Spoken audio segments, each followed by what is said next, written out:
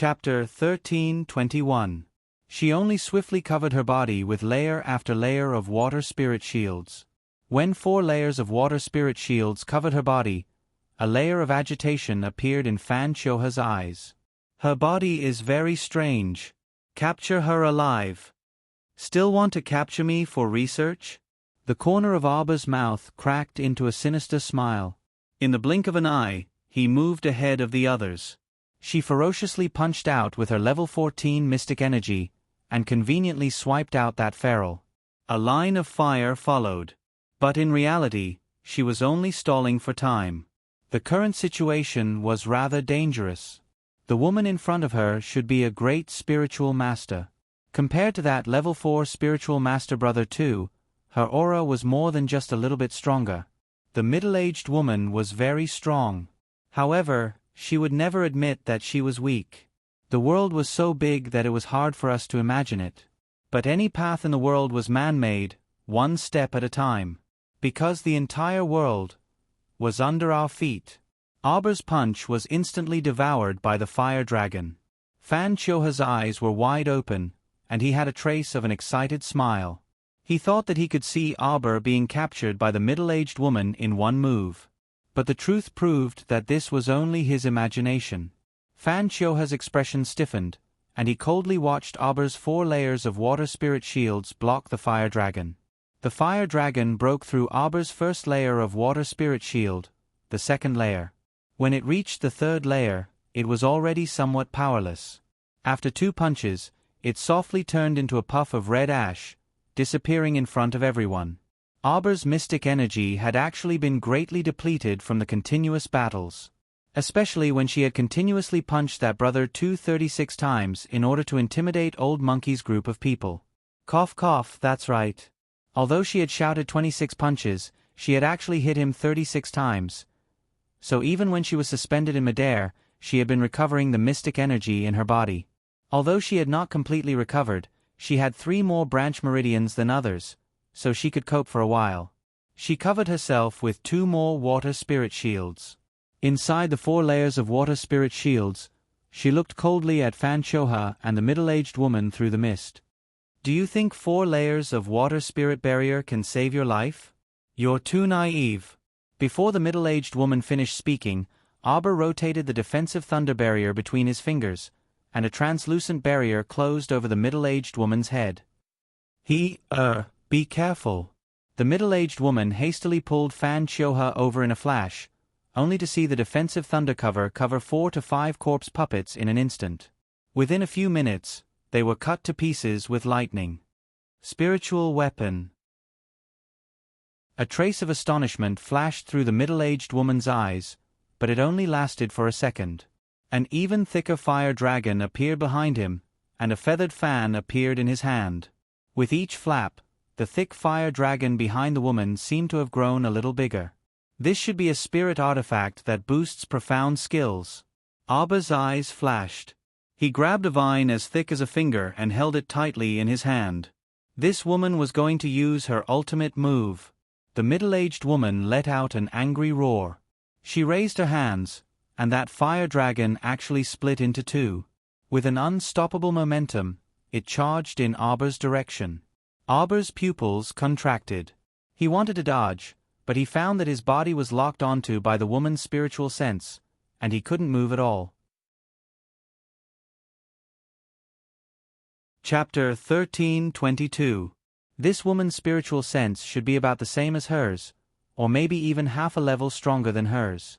This was the advantage of having a strong spiritual sense. It could lock onto the target immediately and prevent them from moving an inch. Of course, this required a lot of spiritual sense and full concentration. In a battle, it also required a lot of spiritual sense to lock onto the target continuously. Just like now, Arba wanted to move, but the middle-aged woman locked onto her and didn't let her move. Then, in the time it took to take a breath, 2 fire dragons rushed in front of her side by side. They crashed into her water spirit barrier with a loud bang.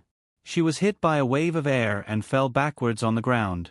She could clearly feel the water spirit barrier resisting the 2 fire dragons, making scraping sounds.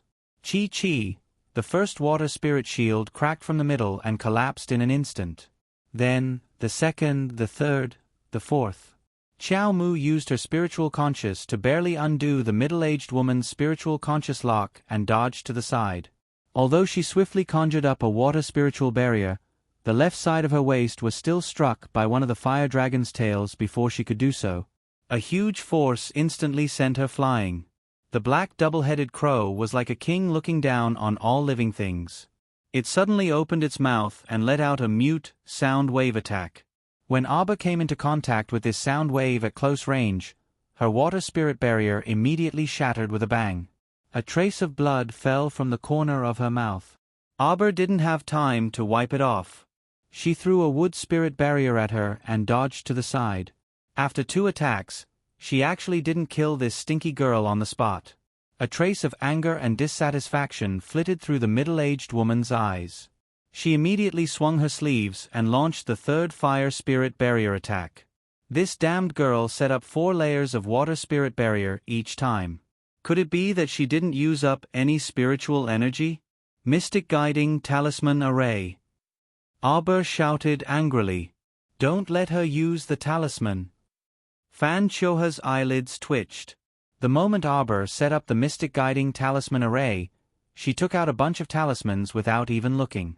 She opened them all in one breath and threw them in the direction of the middle-aged woman. Blue attack talismans. There were a total of 30 to 40 blue offensive talismans, and each talisman had 70% of the owner's profound strength. Although it was not enough to injure the woman, it was enough to block her and buy him some time to catch his breath. There were zombies everywhere within a radius of dozens of miles. If he used the unreliable teleportation talisman, he would not know which corner he would teleport to. Aba gritted his teeth and was about to use a teleportation talisman to teleport away. Suddenly, he saw the middle-aged woman shout angrily and emerge from the dozens of talismans, glaring at him with a red face.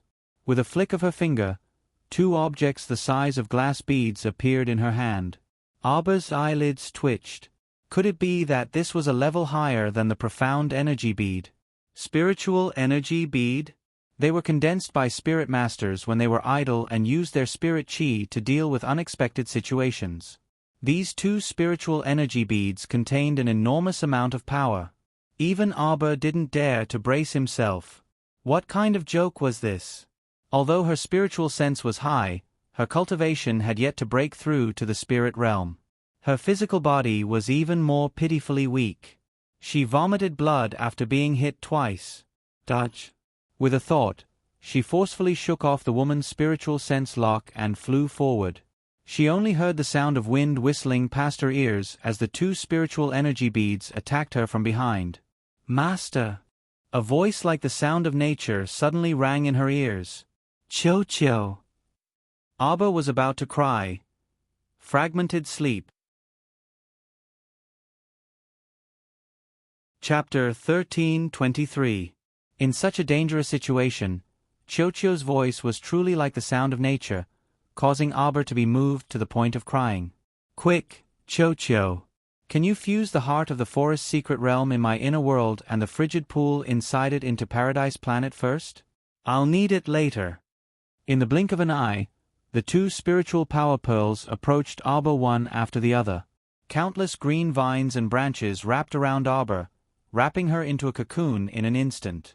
The 2 spiritual power pearls exploded beside her with 2 booms.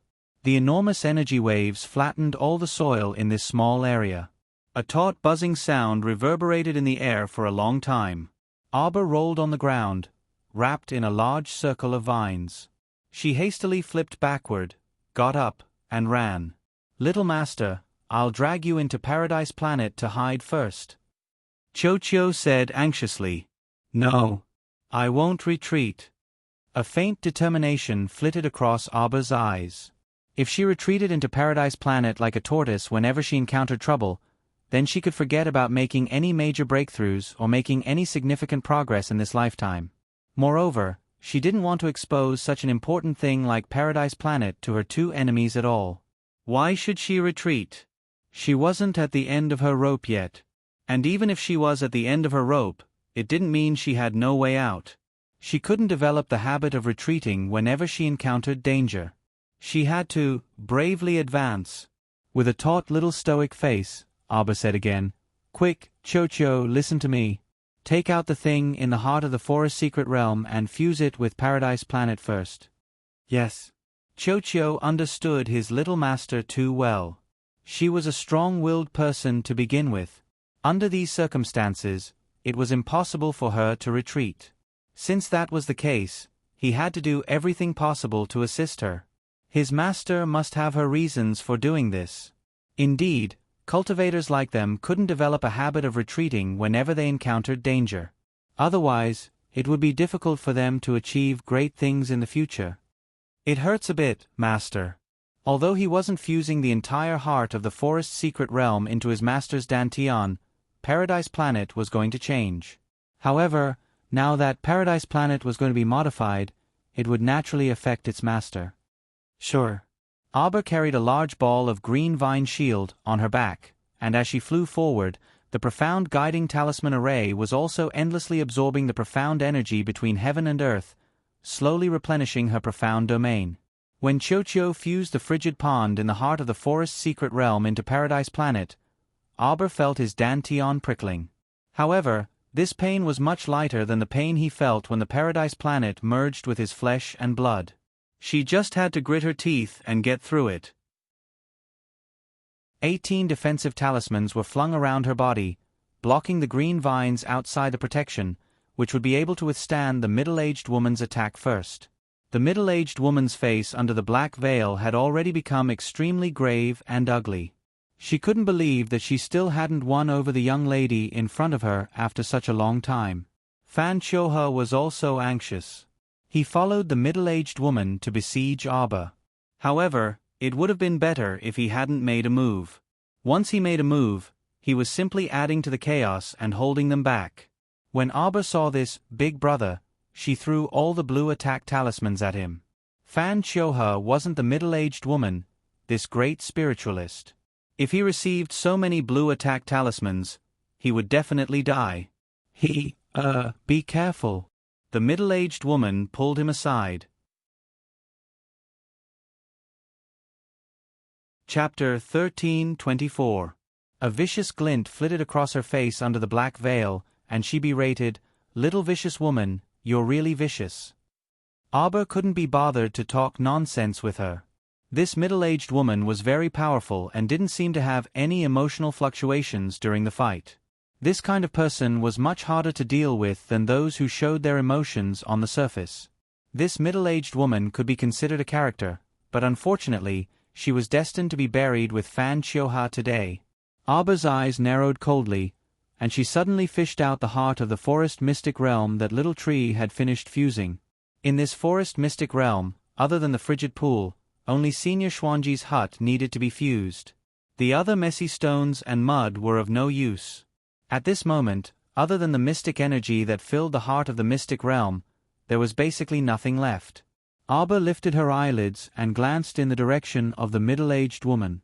Instead of retreating, she stepped on the ground and sprinted toward the two people. The woman's eyes under the black veil moved quietly, and her brows knitted involuntarily. A terrifying sense of crisis suddenly surfaced in her heart. Not good. This wretched girl probably had some special method to deal with them. The middle-aged woman grabbed Fan Choha's arm and gazed at Qiao Mu. She saw Qiao Mu abruptly toss a round object in her hand at them, and it exploded in an instant. Abba's body suddenly floated into the air. The middle-aged woman's eyes were instantly filled with the light of exploding mystic energy. The mystic light that filled the sky and covered the earth made the two of them seem to be at the center of the explosion. Ah! The middle-aged woman let out a tragic roar. Before the violent mystic energy fluctuations completely cut her and Fan Choha apart, she threw out a jade talisman array made up of 24 jade talismans.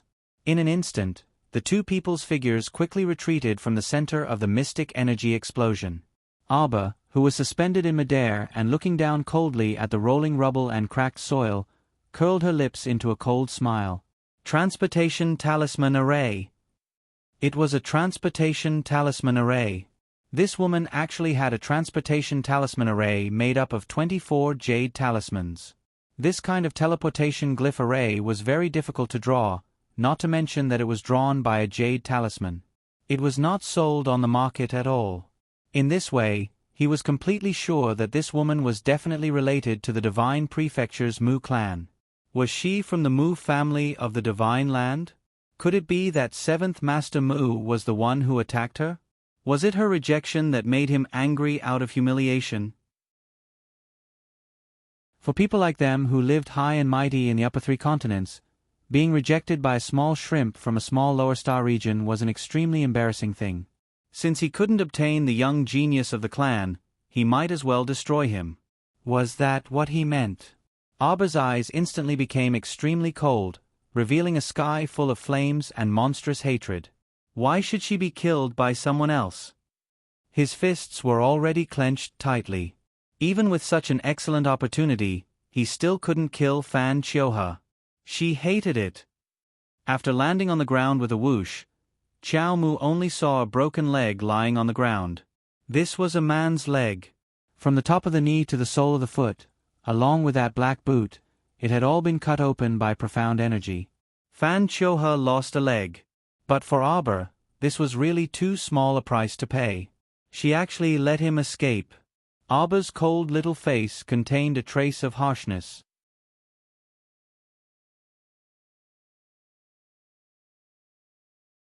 With a series of crackling noises, the young man was perplexed to find that the things that originally existed in his inner world were all being emptied out. Ah! His inner world. Those who covet other people's things will eventually taste their own medicine.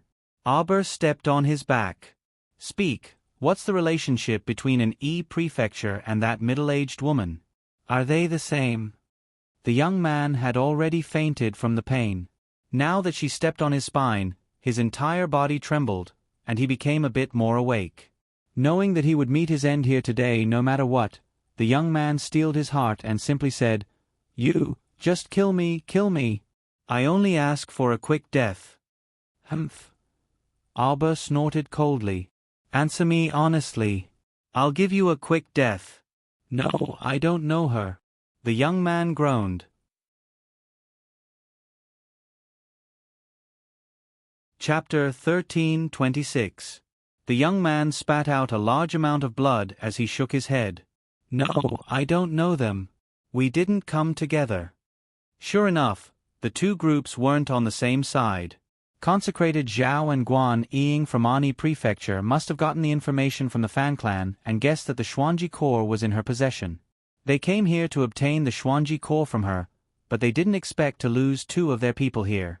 Only Guan Ying managed to escape.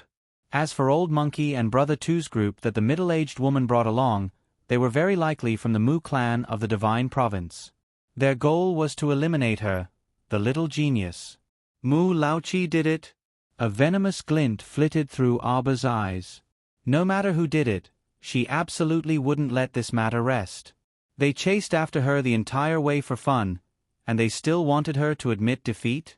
In his dreams of 1,000 autumns.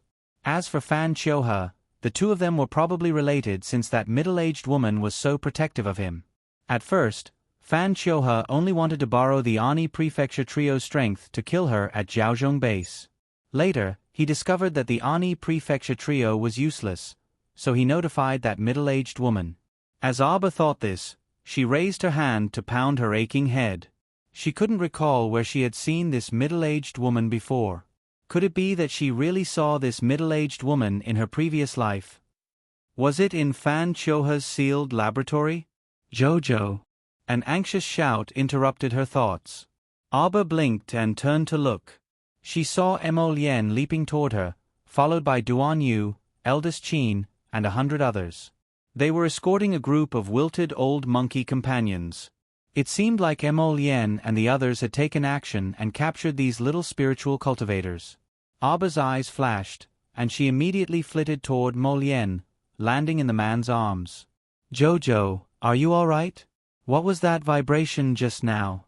We heard it from far away." "Let me see. Are you injured?" "Don't worry.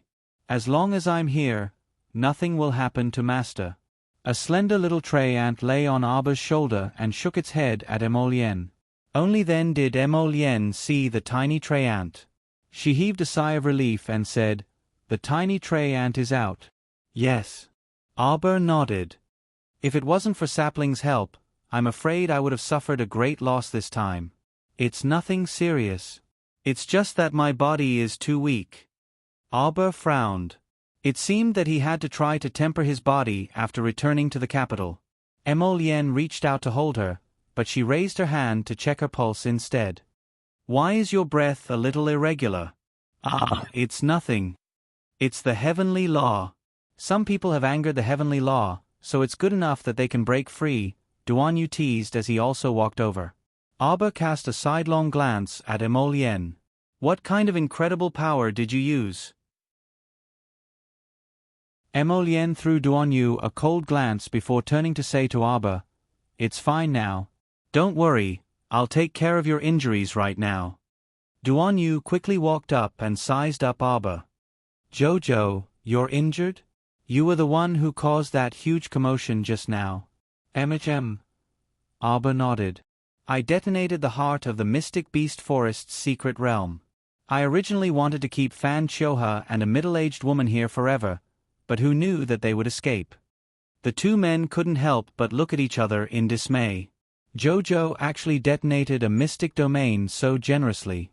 No wonder the entire City Lord's estate turned into a puff of ash in such a huge quake.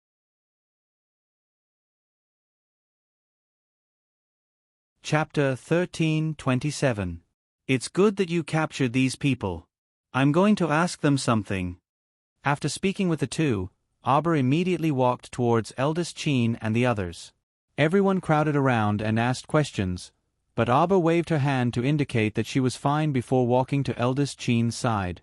Before eldest Qin could ask, the little fellow ruthlessly kicked a person's head. Her voice was as cold as ice as she asked, "Are you people from the Divine Province's Mu clan?" Cough, cough, cough. That person was Old Monkey's sworn brother, but he was quite stubborn. After Arber kicked him and punched him twice, he still didn't say a word other than coughing. "Is there any way to make them talk?" Arber turned to look at Emolien. Her dictum talisman was completely useless against this person whose cultivation was much higher than hers.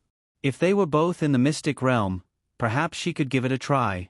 However, this person's cultivation was around the 3rd level of the spiritual realm, much higher than hers. The dictum talisman was ineffective against him, so it was useless even if she used it. As for those repulsive fellows beside him, they were all clamoring for mercy before she could even hit them. They said a lot of fawning and begging words, so they didn't seem like people who understood the truth. Search his soul. It's simple and convenient. Eldest Qin tugged at the corner of his mouth, revealing a cold smile. "I'll search him." Duan Yu volunteered, but was stopped by Emolien. "No need." However, before they could finish arguing, that stubborn man was already trembling all over in fright. He couldn't help but shout, Don't search my soul." Arber looked at them in confusion. She didn't understand what this soul search was. Look at how scared this person was. I'll tell you everything," that person hastily said, spilling everything he knew. "We're not from the Divine Province's Mu clan. We're disciples of the 6 Prefectures Continent's Clear Sky faction. That woman is called Fan Gu, our Clear Sky faction's vice-faction master. In the 6 Prefectures Continent, the Clear Sky sect can be considered a small mid-tier power, but we—" "Liar," Arber interrupted him coldly. "She has a teleportation glyph formation made of 24 jade talismans. Even I wouldn't believe it if he wasn't from a talisman aristocratic family. Would you believe it?" Everyone shook their heads. 24 jade talismans or something of a transportation talisman array. Just from the sound of it, one could tell that it was a high-level talisman array. They had never seen such a thing on Seekong planet before. "Yes, it's true, it's true." The man was so anxious that the sweat on his forehead slid down. This lowly one wouldn't dare to say anything false. Vice-faction leader. Fan Gu has never talked about her past in front of us. As for those strange talismans on her body, Some of us have asked her about them, but she never told us. Miss, this operation was ordered by the vice sect leader. We are just a group of small fries carrying out the mission. Please be magnanimous and let us go. We promise that we will never harass you again. Only the dead will not disturb me. Arbor's cold voice made everyone's heart skip a beat. Hand over all the black spirit jade in your inner worlds. Forget it. Take out everything you have in your inner worlds. Arbor tilted her head and nodded at the man on the ground whose inner worlds had been stripped. When I make my move, you will suffer even more.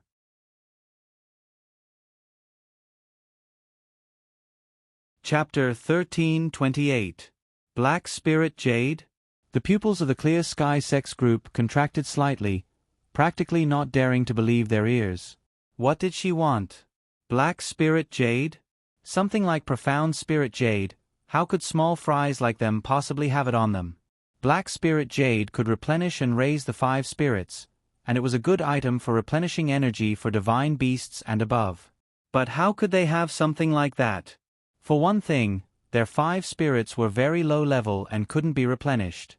For another, they didn't have divine beasts that needed this. Moreover, Black Spirit Jade veins weren't visible everywhere. They were buried deep underground, and even if they used special tools to detect them, they might not be alive to dig them up, alright? This little girl wanted something so high class the moment she opened her mouth. Where were they going to go? Among them, a few of the men with unwilling expressions were the first to feel a piercing pain in their consciousness. Their inner worlds instantly overturned, and it was as if it was raining, and things kept falling down with a pitter-patter. When the others saw their pained expressions, their hearts convulsed in fright, and they stared in horror at the stoic-faced little girl in front of them. We will give everything. These people scrambled to be the first to dig out the items, regretting fervently in their hearts that they had followed the vice sect master to find trouble with this girl. Now, not only did they have to give away everything in their inner worlds, they couldn't even keep their lives. They wondered if there was a medicine for regret in this world. Brother Axe and the others were also staring blankly at this young crown prince consort. They really had 8 lifetimes of bad luck. They came to hunt down the crown princess, but not only did they have to hand over everything in their inner worlds, they even had to pay with their lives. After sifting through this pile of trash for half a day, Xiaomu finally found 2 pieces of black spirit jade and several stalks of black rank medicinal herbs from the Clear Sky faction disciples' inner world. She didn't care for the rest. She pointed at the large pile of things on the ground. You guys take it and divide it. Everyone! Exclamation point.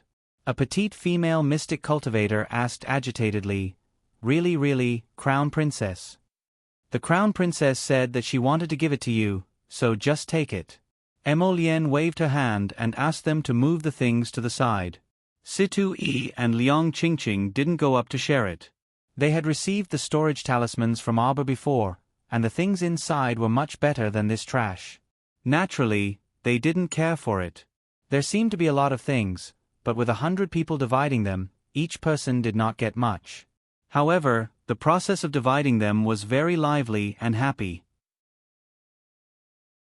Everyone felt that this trip was not in vain. Jojo, how should we deal with these people? Eldest Qin kicked the unlucky guy who had fallen to the ground after his inner world was taken away. Kill. Arbor didn't even blink. If it weren't for the fact that her current life was completely different from her previous one and that she had an endless number of trump cards, she wouldn't have been able to use them. Wouldn't he have been surrounded and chased all the way here and killed in this remote base? So, don't be unconvinced. Everything is fate. Who told them to have the intention to kill her? If she didn't kill them, was she going to let the tiger return to the mountain? She had to be vicious and merciless towards her enemies. Eldest Qin nodded and waved his hand, gesturing for several mystic cultivators to come forward and take care of them. Have you found the storehouse? Not yet. Duan Yu shook his head. With 2 consecutive huge explosions, I reckon that the nearby zombies will be attracted here. Arbor nodded. Continue searching.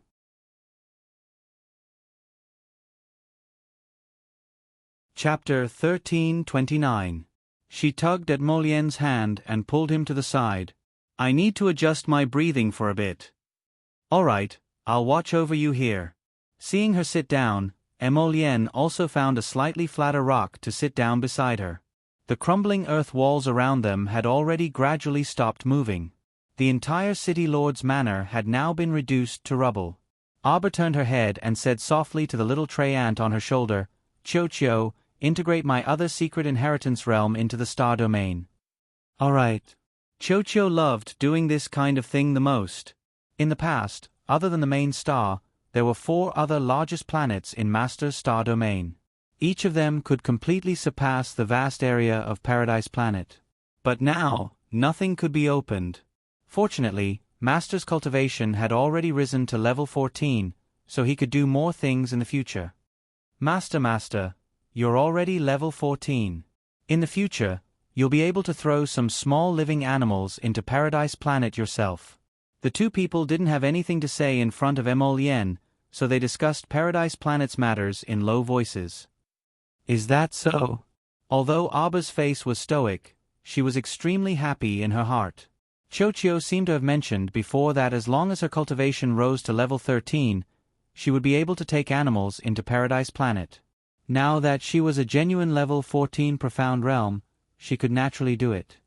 Master, you're awesome. During this period of time that Qiu wasn't around, you didn't lag behind your cultivation at all and even soared so much. So amazing. Qiu's string of praises made Xiao Mu blush slightly. If De Yuan hadn't cheated her and forced her to cultivate in seclusion for so long, who knew what realm she would still be lingering in? Although the rapid cultivation talisman was quite a cheat, it was extremely beneficial for the path of cultivation. From this, it seemed that not all talismans were unacceptable in the world. Moreover, some special talismans would only become more and more crooked in the hands of evil people. Abba closed her eyes and waited for Qiu to integrate Long Chuyun's secret inheritance realm into her Dantian's star domain. This process was a little longer than transforming Paradise Planet, but compared to the pain of fusing with Paradise Planet for the first time, it was still bearable. An hour later, Long Chuyun's land of inheritance merged with her star domain. A tiny star that was originally beside Paradise Planet suddenly lit up. Abba looked inside his Dantian. His eyes were filled with spiritual energy, and he suddenly entered the small star. Long Chuyun's land of inheritance did not change at all. The 3 thatched huts looked somewhat lonely on the vast planet. There was only a small row of trees in front of the door. After the entire secret realm merged with the star field, it had expanded more than 3 times its original size and was filled with dense profound energy. Abba retracted his gaze and looked at Paradise Planet. When he saw it, he couldn't help but be shocked. The entire Paradise Planet, after being partially transformed by the forest mystic realm, had now become so exquisite and beautiful. The peach forest was fluttering in the wind, and the lake was gurgling. Behind the peach slope was a clear cold pool, and beside the pool was a small house. In front of the door was a pile of rugged rocks. Outside the peach forest, several storehouses had been built to store supplies. Currently, she had 3 granaries, 2 vegetable storehouses, and 1 meat and poultry storehouse. The previous peach storehouse had long been filled. Another one had been rebuilt, and it looked like it was going to be piled up on the wooden beam again. Qiu had built 2 storehouses for medicinal ingredients, and the first storehouse was also almost full.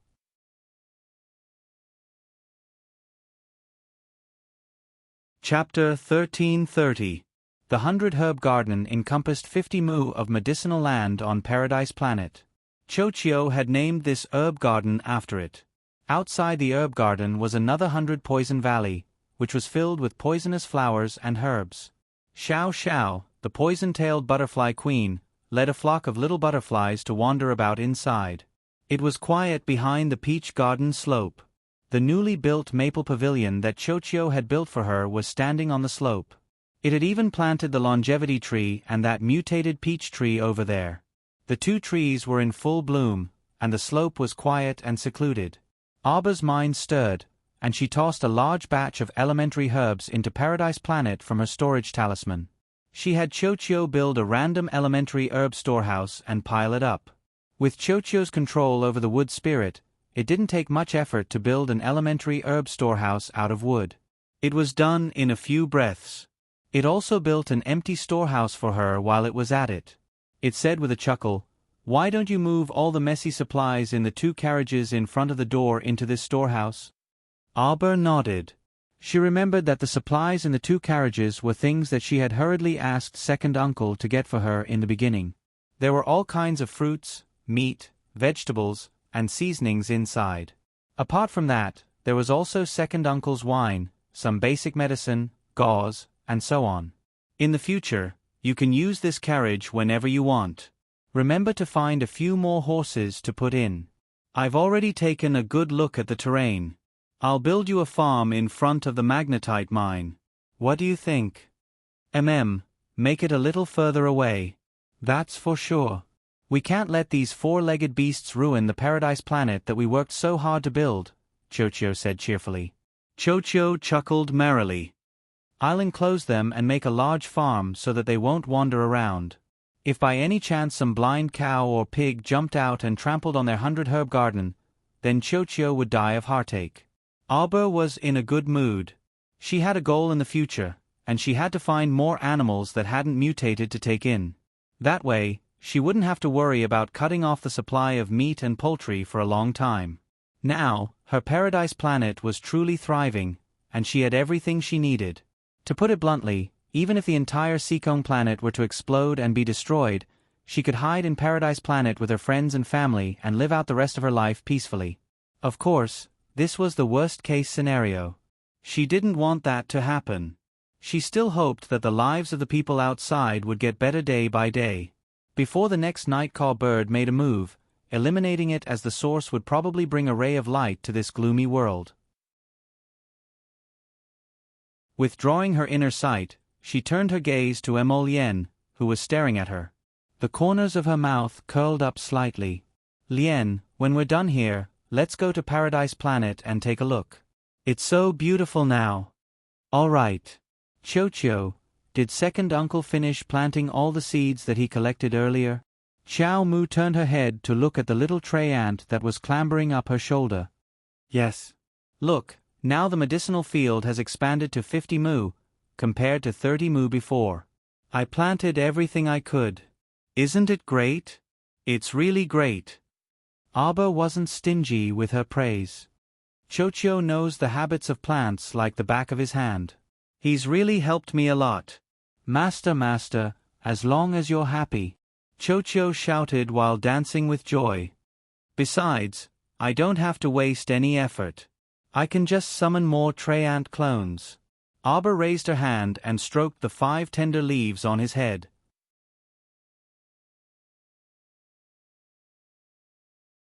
Chapter 1331. And it's not just those seeds that second uncle gave me. There's also the seeds that City Lord Luge of Shuwang City gave me last time. They've basically all been planted. The little tray ant swayed its leaves and called out softly, Master, what else do you want Chocho to plant?" Arbor couldn't help but laugh. He wanted to say that there wasn't anything else to plant, but his mind suddenly moved. He raised his finger, and a seed appeared on his fingertip. He handed it to the Trent's branch. "What seed is this?" It looks like a spirit tea seed." When Emolien heard that, her eyelids suddenly twitched. She coughed lightly and said, "Is it that seed that you picked up from the House of Treasures last time?" It's that time when I picked up 5 million. Little sister gave it to me." Arbor nodded. Emolien, she suddenly wanted to laugh. This little guy was too funny. A random seed that he picked up was actually a spirit tea seed. What's a spirit tea seed? Is it useful? It's useful. The little tray ant Chocho nodded furiously and said, "Once this spirit tea tree is planted, you'll have spirit tea to drink when you enter the spirit realm in the future. Not only will it help you cultivate in the spirit realm, but most importantly, it can subtly improve the entire mystic domain. In other words, Master, if you plant this spirit tea tree, when the time comes, the entire Paradise Planet might evolve from the mystic domain to the spirit realm. Don't you think this change is big?" No matter how ignorant Arbor was, He knew that the mystic domain only produced mystic energy, while the spirit realm could produce spirit energy. Naturally, they couldn't be mentioned in the same breath. Chocho, can you really grow this spirit tea tree? Chocho patted his friend's head. Of course, don't you know who I am? But if Little Earth wakes up, that'll be even better. With its sacred soil's nourishment, I guarantee that this spirit tea tree will grow into a small tree in 2 or 3 days. Now, he could only plant it first and let the great Chocho speed it up to see if it could grow a seedling first. Paul. Arbor grabbed one of his friend's claws. Thank you for your hard work. Chocho looked excited and intoxicated. Wow, Little Master keeps praising Chocho. Chocho is so happy that I'm about to fly. Remember to do a good job. Arbor flicked him. Are Xiao Shui and the others awake? No. Chocho shook its head. As soon as he raised his head, he saw a behemoth-like gorilla following behind Qing Wan.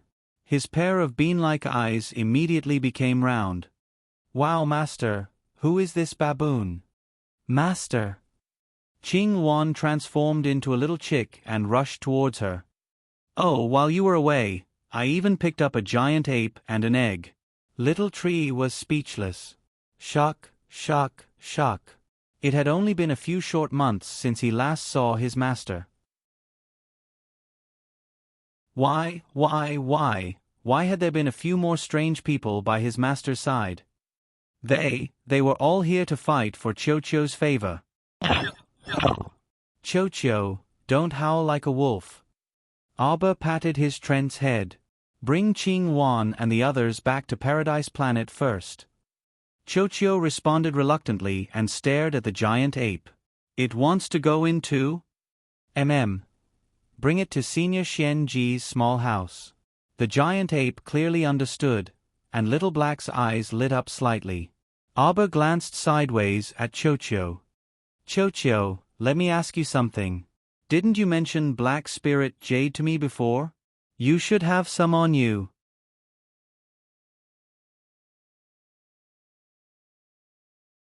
Chapter 1332. Chocho immediately extended 2 small tree branches and repeatedly waved its hands. No, Chocho doesn't have anything. When Arbor saw its guilty look, she knew that something was amiss. She pulled a taut face and tried her best to make her lips curl into a smile. She stepped forward and hooked one of Chocho's tree branches. Chocho, Master is telling you. Master only needs 997 pieces of Black Spirit Jade. The rest is all yours. The sapling looked at her with a stupefied expression. Why the hell did these words sound so strange? If it didn't hand them over, not only would the rest belong to it, all of it would belong to it. No. Master, Chocho is very poor. Chocho flipped its 2 small tree branches over to express its helplessness and poverty. On the side, Emolienne couldn't help but laugh when she saw this interaction between the adult and child. Chocho, I'm not asking you to hand over the Black Spirit Jade now. I just want you to do me a small favor. Lend the Black Spirit Jade to Master for a while. When we find the Black Spirit Jade mine, I'll give it all to you. But what if we can't find it? Chocho quivered and repeatedly shook its head. Master, I only have a little over 100 pieces of Black Spirit Jade. They are all used to replenish and save lives at critical moments. Chocho. The sapling widened its small black eyes. It suddenly turned around and pointed its tree butt at her. I am leaving, Master. I just remembered that I need to go in and regulate my breathing. Only then can I stabilize my realm. Goodbye, Master. Then, without another word, it pulled Qingwan, the little fat squirrel, and the large ape back to Paradise Planet. Leaving behind a helpless Arbor, she shook her head and said, Egg, I've already tried my best. Looks like you still have to find the Black Spirit Jade yourself. Master, why don't you also let me go to that whatever Paradise Planet? I sensed a very dense mystic energy on that tray ant.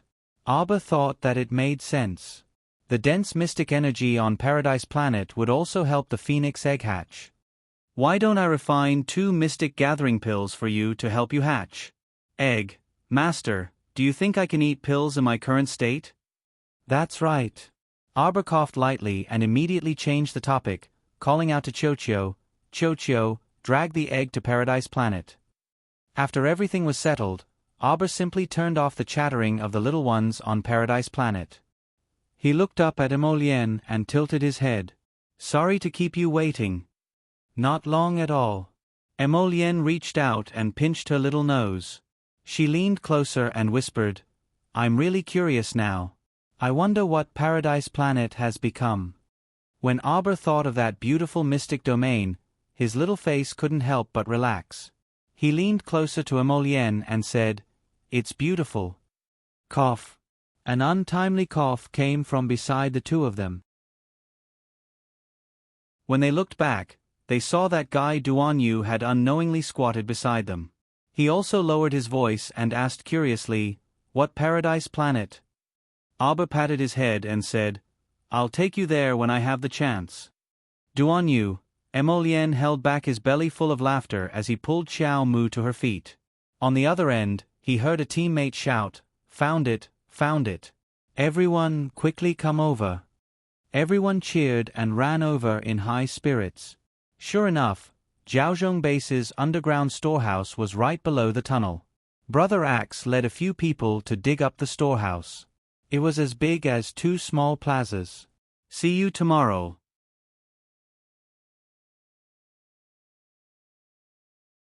Chapter 1333. Everyone let out, wow, wow, sounds one after another. Their eyebrows and mouths were all full of smiles. This trip was truly worth it. Not only did they clear out the majority of the zombies in Jiaozhong Base, but they also reaped such a bountiful harvest. The underground storehouse was basically filled with stored grain. Fruits and vegetables were very scarce because they were difficult to store. There were some basic medicines, but not a lot. Upon seeing this, Arbor glanced at Emolien. Bring all of this back to the Mo Kingdom capital. 2 months' worth of stored grain will be enough. With so much food stored up, Lord Song of the Ministry of Revenue would probably cry a lot again. But there's so much. Even if we fill up all of our inner worlds, we won't be able to bring it back. We'd better use carriages to escort it back, a female mystic cultivator said worriedly. Brother Axe nodded. That's right. How about we take a stroll around the city and see if we can get a few carriages? Forget it. The zombies probably tore apart all of the living creatures in the city. Where are we going to find horses? Haha, with our Jojo here, this bit of supplies is nothing. Liang Qingqing laughed heartily and hugged Arbor's shoulders. She patted her and said, Come on Jojo, throw out the storage talismans. Arbor couldn't help but find it amusing. She looked up at everyone and said, Go and fetch some grain. Brother Axe stuttered, but we were paid for this trip. What a blockhead. Hurry and go pack. It's fine if everyone packs 100 or 200 caddies. Consider it an extra reward. Everyone performed well this time. Duanyu waved his hand, dismissing the jubilant team members to pack the grain.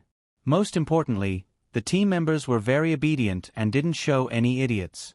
They worked together to complete a beautiful mission with 0 casualties, so Arbor was actually very pleased. On the other hand, the 4 superhumans in the team were a bit embarrassed. After joining the team this time, they actually didn't contribute much and even received everyone's protection and care. It was simply too comfortable to follow this kind of team. Arbor's group, Situ Yi, Liang Qingqing, and the others gathered together and exchanged a few words. It was only after the team members happily finished packing and returned that Xiao Mu flung out several dozen storage talismans, storing everything in the storehouse and handing it all to Emolien. Minister Song must be overjoyed. Emolien shook her head in amusement. So many bad things have happened, so just let him be happy. Xiao Mu looked up at the sky aloofly. It seems like it's going to rain soon, a female mystic cultivator said softly. A string in Xiao Mu's brain seemed to have been pulled taut in an instant, stretching taut with a bang. Rain? It's raining! Emolien and Duanyu also shouted in unison. The three of them looked at each other and understood that they were thinking the same thing. Ah, this is indeed a good idea. TSK, TSK. Eldest Chin clapped the fan in his hand and nodded as he muttered to himself. Situ E, who was standing at the side, also understood. His eyes widened in shock. Is that really the case? Hey, hey, hey. You guys, what are you talking about? What are you talking about? Liang Qingqing poked Situ E and looked at them in bewilderment. Someone injected zombie poison into Jiaozhong base. You mean, these zombies didn't appear by chance? But man-made.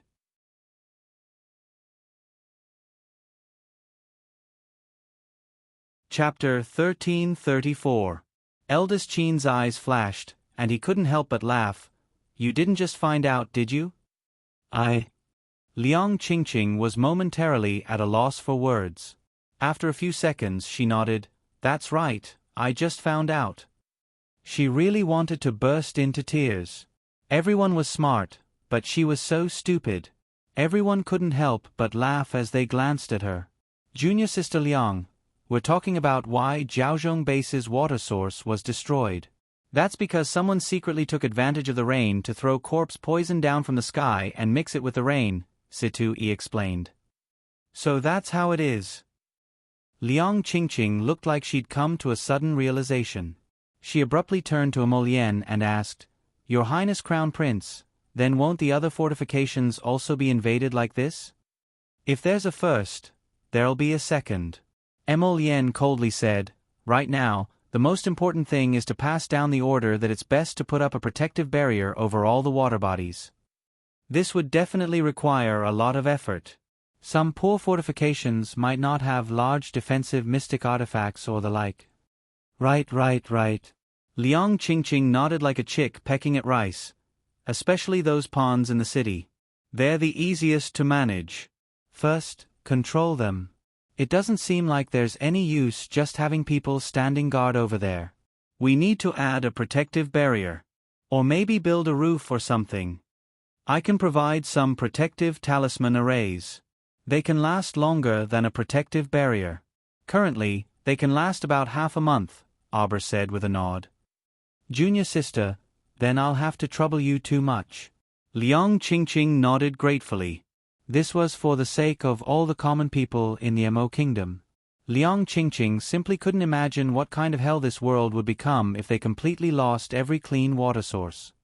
That definitely won't happen, Arbor said with a resolute expression. She'd already experienced it once.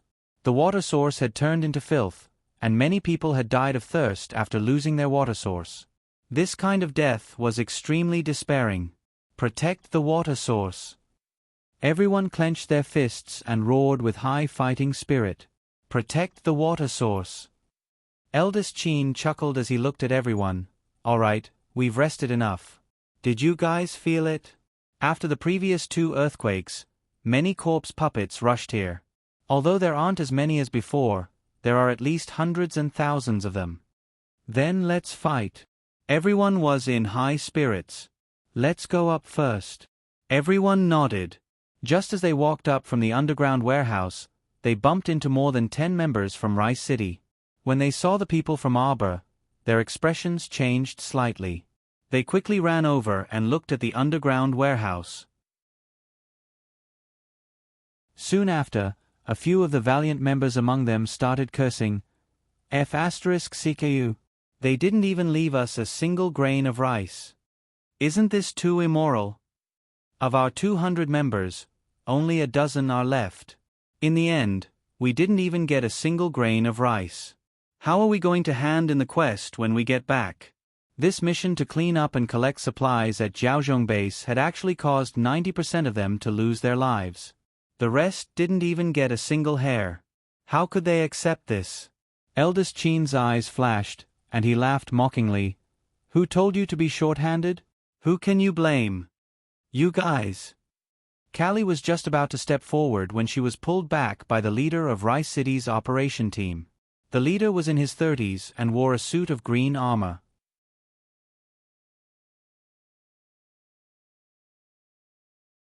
Chapter 1335. The leader was in his 30s and had a burly figure in green armor. While speaking to Emolien and the others, this person spoke extremely quickly, rattling off everything like a bamboo tube. Everyone, I believe that everyone came to Jiaozhong Base for the same purpose, to carry out this cleanup and material collection mission. We set off from Rice City and were besieged by many zombies here. Now that we finally broke free, we sacrificed 90% of our team members. Then shouldn't everyone be a little friendlier to us?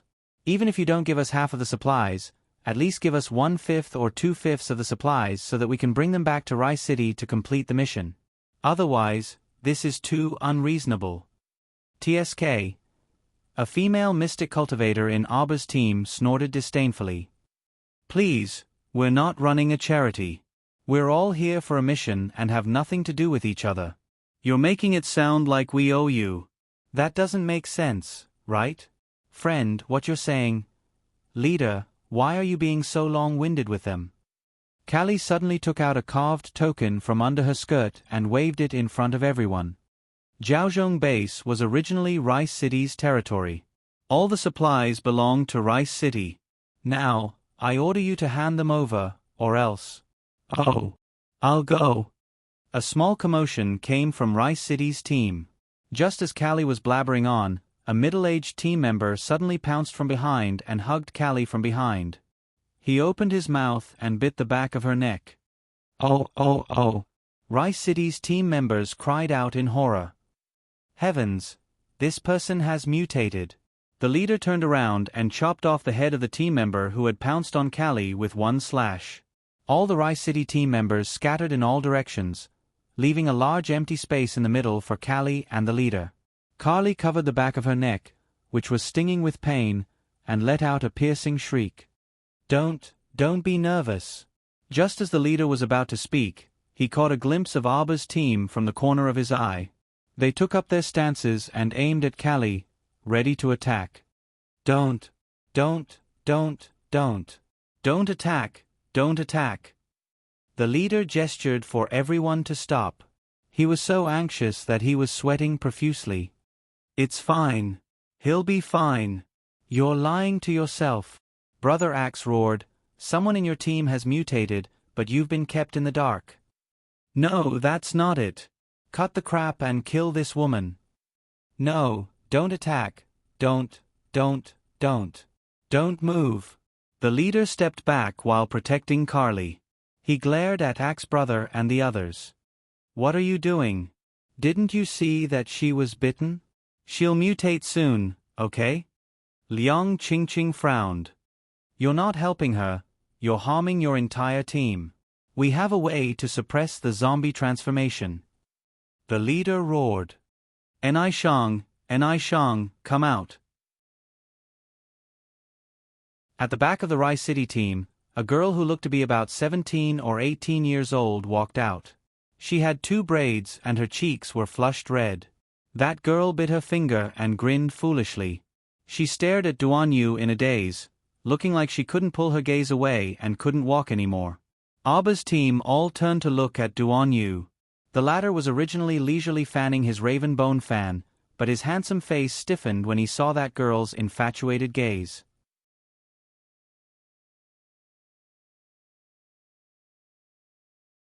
Chapter 1336.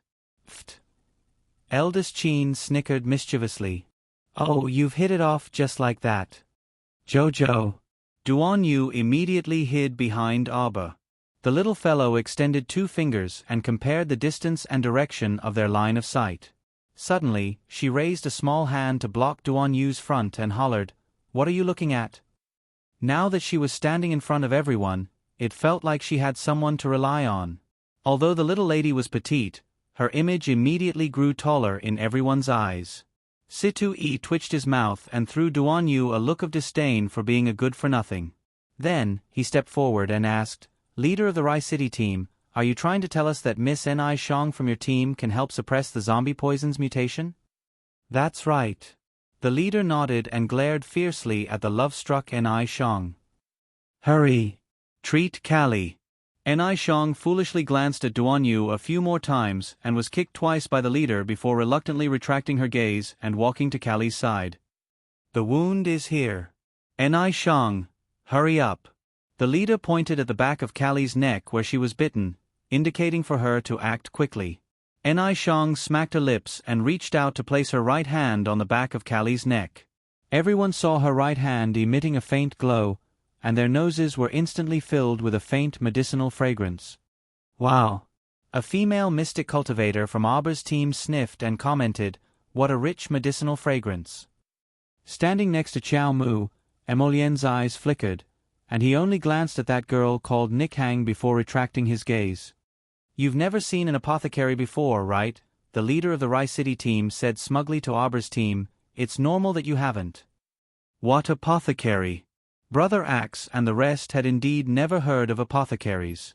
After all, apothecaries had always been very rare superhumans, so it was normal that they hadn't seen them before. Superhumans. The leader pointed at Ni Shang and exclaimed loudly, "She's in our team. The only apothecary."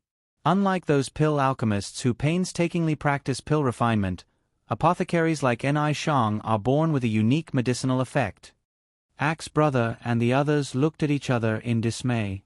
The female mystic couldn't help but ask in confusion, "You mean that she can save those mutated zombies?" An uproar broke out in Xiao Mu's 100-person team. Did the appearance of this so-called apothecary come to save all the humans on Sikong planet? Don't listen to his nonsense. Aba's voice was indifferent, as if a bucket of cold water had been poured over him. If it can really cure the corpse poison, then that member of their team wouldn't have mutated just now. Everyone thought that it made sense, and they all looked at the leader suspiciously.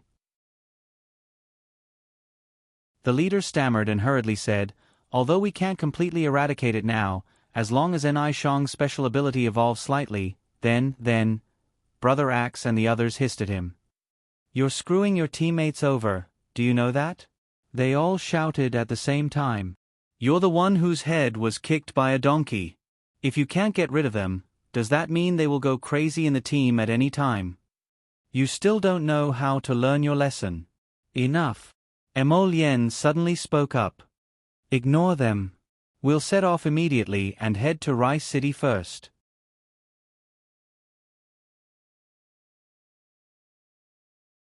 Chapter 1337. Captain, it's bad. Several hundred to 1,000 more zombies have arrived outside. They're closing in on us. The Rice City team leader's expression changed, and he hastily grabbed Kali's wrist. He took the token from her hand and waved it in front of Emolien and the others. "Although I don't want to do this, this is Rice City Base's token. Seeing this token is equivalent to seeing the City Lord. I order you to hand over all the supplies you've gathered." Everyone rolled their eyes at the sky in unison. "Hey, punk, are you here to be funny?" Brother Axe looked at the level 10 mystic cultivator in front of him and snorted disdainfully. These people were definitely crazy. Otherwise, why would they want to snatch supplies from them when they were facing a formidable enemy? A few shrimp soldiers and crab generals dared to spout nonsense in front of their 100-man team of great mystic cultivators.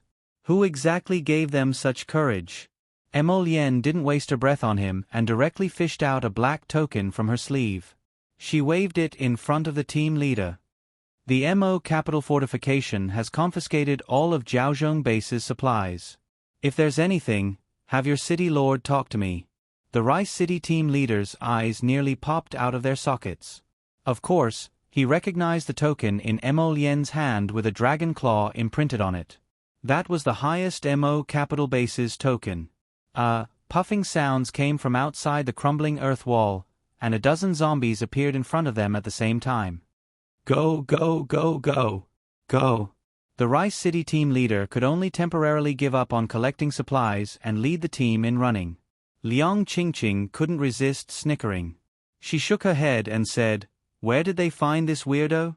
How can he be the captain like this?" No wonder the entire team was almost wiped out. "Let's go." Emolien pulled Aba's small hand and also led the team out of the collapsed City Lord's estate. Along the way, everyone frequently looked back and used mystic energy to dispose of the zombies that wanted to approach. They had already encountered tens of thousands of zombies before, so these several hundred to 1,000 zombies were simply a piece of cake to them. In order to dispose of the zombies as quickly as possible, the 100-man team automatically formed 20 small teams. Every 5 people formed a team and cooperated to kill the remaining zombies. Fighting and running at the same time, they quickly left the vicinity of the city lord's mansion. That woman called Carly has been poisoned. I have to find an opportunity to deal with her. Liang Qingqing extinguished one of the corpse puppets behind Situ Yi with a burst of profound energy. With a sweeping kick, she swept the other corpse puppet away. Dozens of profound energy simultaneously struck the corpse puppet's head on the ground, turning its head into a hornet's nest. Boom! A streak of lightning flashed across the horizon. Everyone raised their heads and looked over. It's going to rain. Arbor tightened his grip on Emolien's hand. He had a bad premonition. Do you think they'll do it again? Very likely. We have to get to Rice City Base before the storm. Emolien called out and summoned the Golden Dragon 7th Yen. The members of the 100-man team immediately lined up and jumped onto the back of the Golden Dragon. A few members of the Rice City team cried out excitedly, "Wow, it's their mystical beast. Their mystical beast is actually a legendary dragon." "Oh my God, you're wrong. It's not a mystical beast. It should be a sacred beast, a golden dragon. Quick, quick, let's follow them. This golden dragon's speed must be very fast. We'll definitely be able to return to the city before the sky turns dark." Just as the members of the Rice City team took a step, they heard a dragon's roar and the golden dragon swung its tail.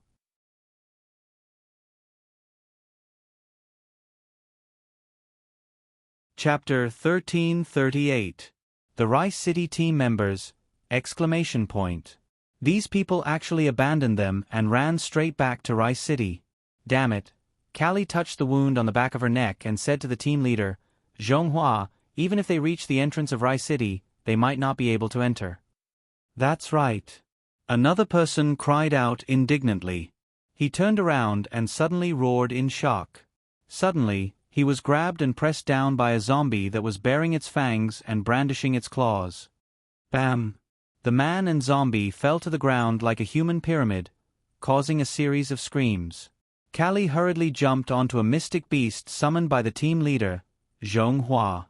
The two of them yelled at the other team members, "Let's go." There were less than 10 people left. They hurriedly abandoned the team member who was being pressed down by the zombie and hurriedly fled.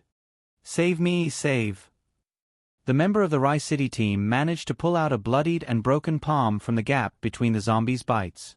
He gradually fell weakly to the ground. Abba sat beside Emolien and looked at the chaos below. Then, he blocked out the screams of the Rice City team members. "These people are really funny." Abba shook his head and said, "That team leader, in what way did he look like a truly responsible and capable leader?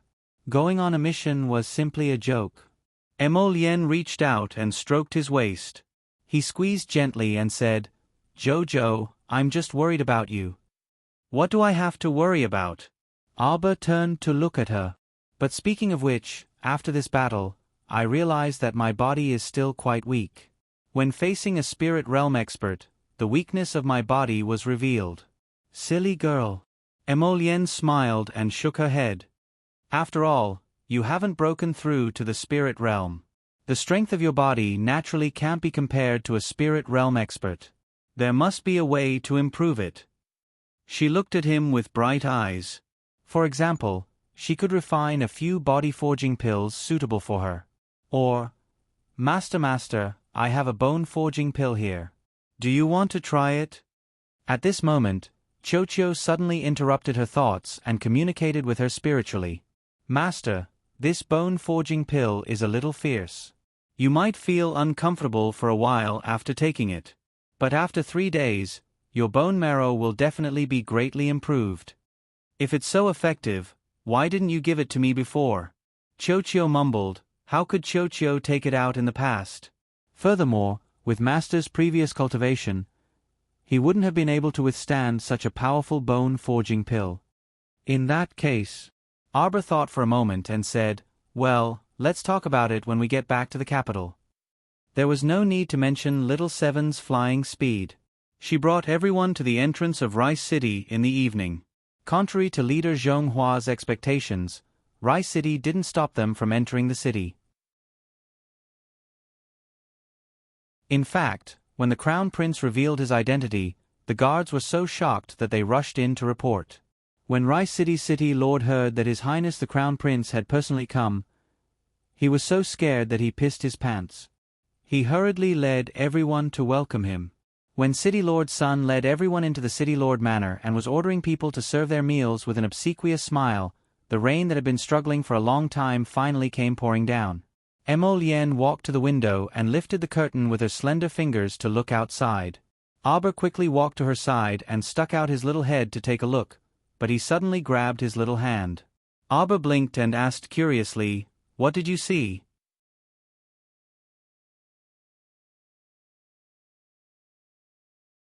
Chapter 1339. No. The rain was quite heavy this time, and the chilly drizzle seeped into the window. A silver-threaded cloak appeared in Emo Lien's hand, and he draped it over Xiao Mu before pulling her to the table to sit down. "I'll go out to take a look later. Stay inside and don't come out." However, Aber shook her head and said, "I also want to go out and take a look." Emo Lien paused as he held her hand. Just as he was about to speak, there was a sudden knock on the door. He turned around and dryly said, "Come in." A string of servants walked in while carrying plates of food. They bowed submissively and respectfully before placing the food on the table one by one. "Your Highness, do you have any other orders?" Emo Lien waved his hand to dismiss them before holding Aber's small hand and saying, "It's raining heavily, so I'll go take a look first. I'll call you out if there's any movement. You were injured today." He pulled her into his arms and said softly, "Don't make me worry anymore." Aber pursed her small mouth and nodded helplessly. "Stay here and eat." Emo Lien grasped her small hand and planted a light kiss on the corner of her forehead. Afterwards, he let go and smiled faintly at her. After standing up, he quickly walked outside. The moment Prince Emo left, he called out to the next room, "Duan Yu, what are you waiting for?" Duan Yu heaved a long sigh and flashed to his side. "You never call me when there's good news, but you always bring me with you when there's bad news. I say, where are you guys going?" I'm going too. Situ Yi also hastily dashed out of the room and caught up with the two. Aber propped up her chin with one hand and picked up her chopsticks to poke at the dishes. She casually moved her chopsticks a few times before glancing at the rain outside the window again. Actually, that small injury of hers. Aber gently lifted a corner of her clothes and looked at the smooth patch of skin on the left side of her waist. She was also a bit puzzled. It was obvious that the old witch's fire dragon tail had swept across this area before, but before she could apply any medicine on it, the wound had mysteriously disappeared by itself. She had asked Chochio if this was the effect of its wood spirit's endless growth. However, Chochio also felt that this was a little strange. It said that even wood spirits couldn't repair themselves so quickly. At the very least, the wound would have to wait until tomorrow to heal. But now, without her knowledge, the wound had healed on its own. In addition, Aber did not feel anything wrong with his internal organs that were injured by the black double-headed crow's sound wave. He should have been cured as well. That's pretty weird, all right. She propped up her chin, picked up a piece of braised pork that looked pretty good, and stuffed it into her mouth. She chewed for a while, then frowned and spat it out. The meat was dry and unpalatable. The moment he ate it, he could tell that the ingredients were not fresh anymore. But in this day and age, it was good to be able to eat and drink like the mayor. Aber had never been picky about food. But this red braised meat was too disgusting. She picked a few vegetables with her chopsticks, and after eating, she felt a little sleepy. After a few consecutive battles today, she had used up a lot of her profound energy.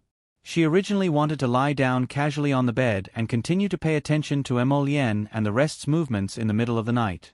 Who would have thought that she would actually fall asleep carelessly?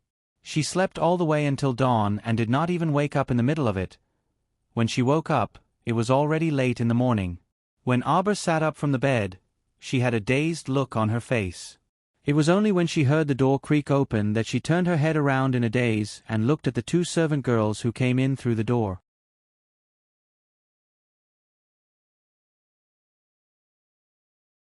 Chapter 1340. Didn't she say that she would personally subdue the night-caw birds? How did she fall asleep? Auber's short-circuited string was pulled back, and the two maids also came forward while shouting, "Crown Princess! Crown Princess, you're awake." Auber looked at them with a blank expression and nodded mechanically. "Where's the Crown Prince?" "Crown Princess, you don't know. Last night, His Highness the Crown Prince, together with 3 young masters with extraordinary skills, killed 8 strange birds." When the young maid mentioned this, her face was flushed red, as if she had killed those 8 night-caw birds. Another person cupped her face and said with a love-struck expression, "Heavens, such a big commotion in the middle of the night last night had awakened everyone in the city." The heroic bearing of the 4 young masters on the city gate tower was simply too impressive. Auber looked at them expressionlessly. "I'm asking you where the Crown Prince is. What the hell are you blabbering about?"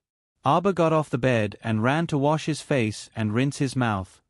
"Crown Princess, do you know how powerful His Highness is?" His Highness broke the wings of that strange bird that was cawing with his bare hands and pulled it down from the sky. That's right, that's right.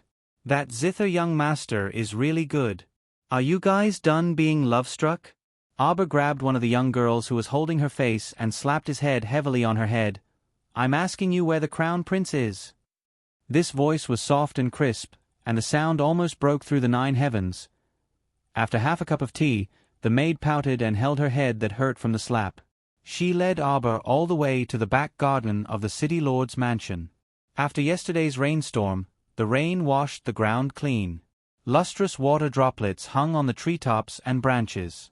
At a glance, the world seemed to have been washed a bit brighter. After bringing Auber to a small moon-shaped arched door, the maidservant pursed her lips and poked her head inside. "His Highness ordered that no one is to disturb him. He and the other young masters are inside." Auber rolled up his small sleeves and turned his head to point at the many women hanging on the outer wall. He asked in shock, "What are they doing? F***CK, are these women crazy? Why are some of them holding banners in their hands? You came to the city lord's mansion to demand payment? What debt collector?" Crown Princess, you don't know." At the mention of this topic, the young maidservant's voice became softer and softer. With a flushed face, she said in a love-struck manner, "Last night, His Highness the Crown Prince and the 3 young masters rushed up the tallest tower of our rice city like the wind and fought a fierce battle with those strange birds. His skills are really too cool, okay?" Auber raised his hand and slapped the back of the maidservant's head. "Get to the point." They saved all the citizens in the city and are now the best husband candidates in the hearts of all the young girls in Rice City.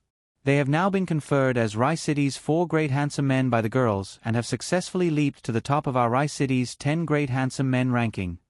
Auber snickered, but soon after, her little stoic face tensed up. And then, she freaking still couldn't hold it in and started laughing uproariously. The maidservant leading the way was a bit dumbfounded. She stared at her blankly and asked, "Crown Princess, are you unhappy that His Highness is so popular?" This smile was probably a fake one, right? Otherwise, how could she smile so stiffly? It was like a fake smile. She was probably fuming mad on the inside. Auber, Rice City's 4 great handsome men. Ha ha ha ha. What a great honor.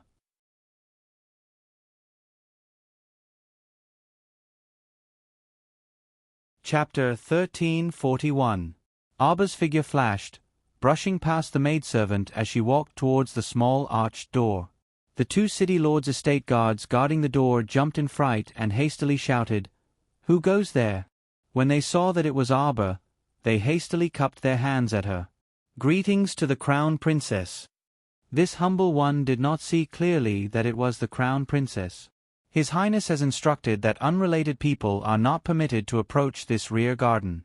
Arba waved her hand and directly ran towards a place in the rear garden, following their auras.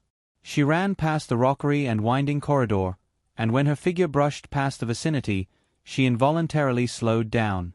Before her was a scene of withering branches and yellow leaves, but the four people in this scene truly made one unable to look away. The four great beauties of Rice City were currently sitting under a half-withered tree, sipping tea and chatting. Emo Lien and Duan Yu were both dressed in snow-white robes, each holding a jade cup. Situ Yi was dressed in black, and he was fanning himself from time to time. Eldest young Sir Chin was dressed in an enchanting purple robe, and together, they truly gave off a picturesque feeling. It felt like even under a withered tree, they were also ethereal. Situ Yi was the first to see Arba running over, and his eyes brightened as he stood up and walked towards her. "Little junior sister, you're awake." When Arba saw him, she instantly recalled the title of the four great beauties of Rice City and couldn't hold it in anymore. This country bumpkin title was truly too hilarious. She pointed at him and tried her best to keep a stoic face, but she instantly burst into laughter.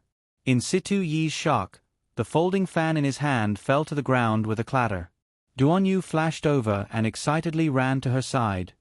"Jojo, why are you smiling at Situ Yi and not me?" Just as he was about to hook her sleeve, Emolien swiftly ran to his wifey's side and anxiously carried her over. He reached out to rub her small face and sternly said, "You're not allowed to laugh." Vexing, how could she laugh so happily in front of another man? He reached out to caress her little face again. "Laugh when we get home." Xiao Mu retracted her smile at once, but when she met Molien's phoenix eyes, she couldn't hold back her laughter again. Emolien's eyes couldn't resist smiling, and he reached out to pull his wifey into his embrace and pat her. "What is it? Quickly tell me, which idiot made my Chow Chow so happy?" "Lien, you've become the #1 of the top 10 handsome men in Rice City. Other than that, the four of you have also been crowned as the four great beauties of Rice City." Arba laughed out loud. Eldest Chin's eyes flickered as he looked at Arba. He pointed at himself with his folding fan. "We?" Arba nodded repeatedly. He couldn't restrain the smile in the corner of his eyes. He looked at Emolien with curved eyes and said, "I'm a little curious. I wonder what the other 6 handsome men in Rice City look like." "Alas, isn't that simple? Just get someone to bring them here." Situ Yi was a clown, and he casually added, causing the other 3 to glare repeatedly at him. Situ Yi, F*CK, he was indirectly admitting that he was one of the 10 great beauties of Rice City. "Let's talk about that strange bird from yesterday instead," Emolien said softly as he rubbed his wifey's face. Arba looked at him and said while stifling his laughter, "There's a large group of women outside hanging on the wall to look. They want to witness the elegance of the four great beauties of Rice City." Eldest Chin choked on his tea. Duan Yu took a deep breath and waved his hand to shout, "Someone come. Go invite the people on the 10 great beauties of Rice City here."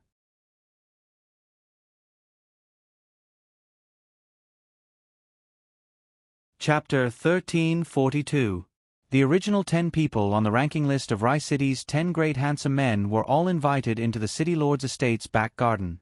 This action immediately caused the girls hanging on the outer wall to shriek and shout crazily for a while. However, when Emolien and the others saw the true appearances of Rice City's 10 great handsome men, their handsome faces nearly contorted from anger. These 10 people dared to rank with them as Rice City's 10 great handsome men with their appearances? Ah, pooh, pooh, pooh. They weren't some Rice City's 10 great handsome men. Among the 10 people, other than the delicate scholar with his nose in the air who looked like a dog, the other 9 were simply ugly and unbearable to look at. However, seeing how Jojo was so amused that she couldn't stop laughing, they didn't feel like bickering with these repulsive people. After admiring them for several minutes, Emolien waved her hand and had the people chase these handsome men out. Not long after, the royal guards ran in and excitedly reported that those young girls hanging on the wall had all gone to chase after Rice City's 10 great handsome men with amorous feelings. Situ Yi spat out a mouthful of tea and then pretended to leisurely wipe the corner of his mouth. "Cough, It looks like our Mo Kingdom Capital's 10 Great Handsome Men ranking is the true ranking without any exaggeration. Eldest young Sir Qin shook his head while fanning himself. Right. I'd rather be ranked on the same level as second Qin. I don't want to be ranked on the same level as those repulsive melons. Duan Yu quickly poured himself a cup of tea to calm his shock. Don't you guys agree? Situ Yi and the others nodded repeatedly, expressing great agreement. When eldest Qin turned around, he discovered that the little stoic was no longer smiling. She had switched back to her original stoic face and was expressionlessly looking at them. Why did he feel like this child was so funny? Let's talk about what happened last night. You guys showed off your skills and charmed all the unmarried young girls in Rice City. It was such a big commotion, yet she fell asleep. Thinking about it now, she really wrung her hands. The 4 of them twitched their mouths. We did slaughter 8 nightcaw birds. Mo Lien held her small hand and said, however, we didn't obtain any more useful information. We couldn't find any clues from those nightcaw birds. Qin De chuckled. It's not a secret if it can be found so easily. The reason why a secret was because it was well hidden. How could he reveal himself so easily? Everyone was speechless. Abba tilted his head and glanced at Mo Lien. Don't worry. Just instruct the various fortifications to make preparations. As for the future, let's talk about it later. Mo Lien nodded. All right then. We'll leave this afternoon and return to Guanlon. Abba's paralyzed little face instantly revealed a lively teasing expression, which fell into Mo Lien's eyes and almost stunned him. Aren't you going to stay here and enjoy the glory of being one of the top 10 most handsome men in Rice City for a few more days? Thank you. Situ Yi speechlessly added, right now, I feel that the Mo Kingdom's 10 great handsome men are more suitable for me. Get out of the way! Get out of the way! How dare you stop me? He must have eaten a bear's heart and leopard's guts. A familiar voice was heard, and they all exchanged glances. Judging from this voice, it seemed to be the leader of that Rice City team, the one called Zhonghua. Situ Yi poured another cup of tea for them and looked up at the arched door, only to see that leader leading his team over in a flurry.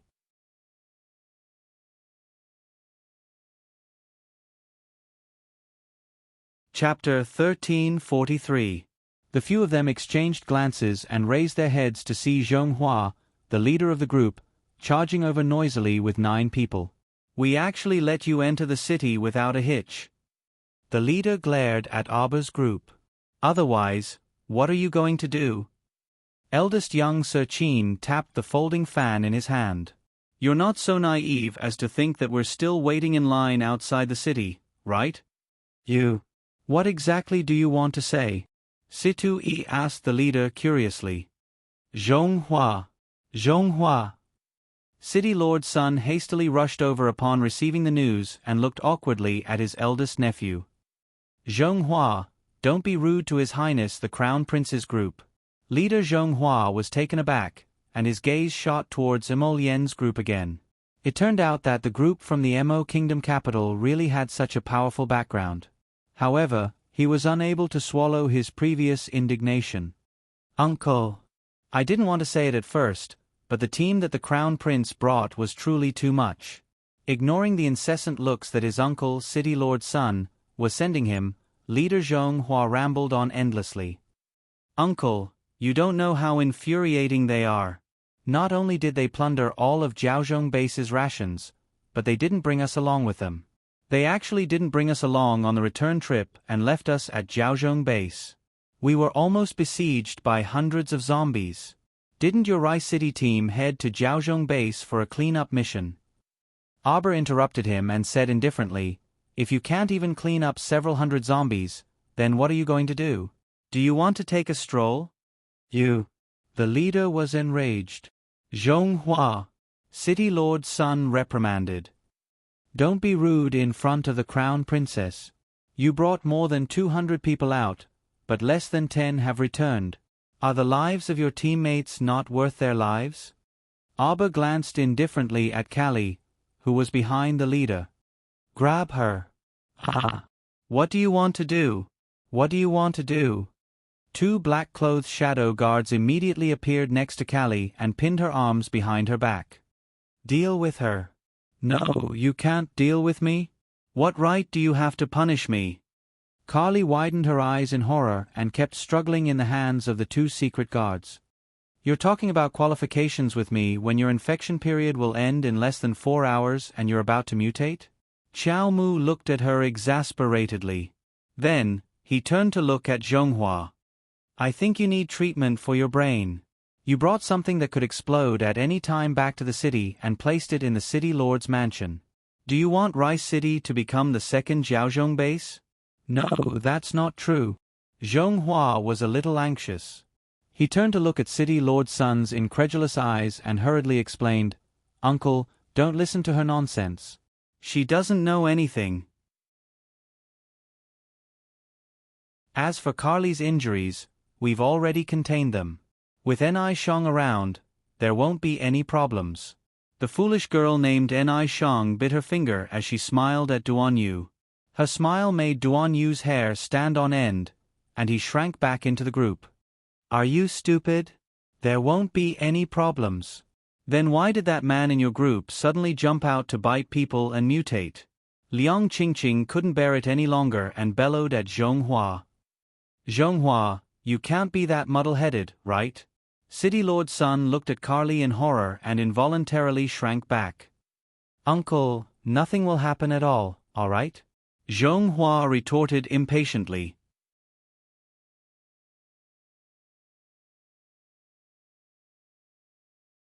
Chapter 1344. Capture them all. Mo Lian's frigid words stupefied the remaining members of Rice City's team. Take them all out for inspection. If there are any problems, deal with them on the spot. Prince Mo's icy voice caused the hearts of the Rice City team members to tremble violently as they felt a chill in their bones.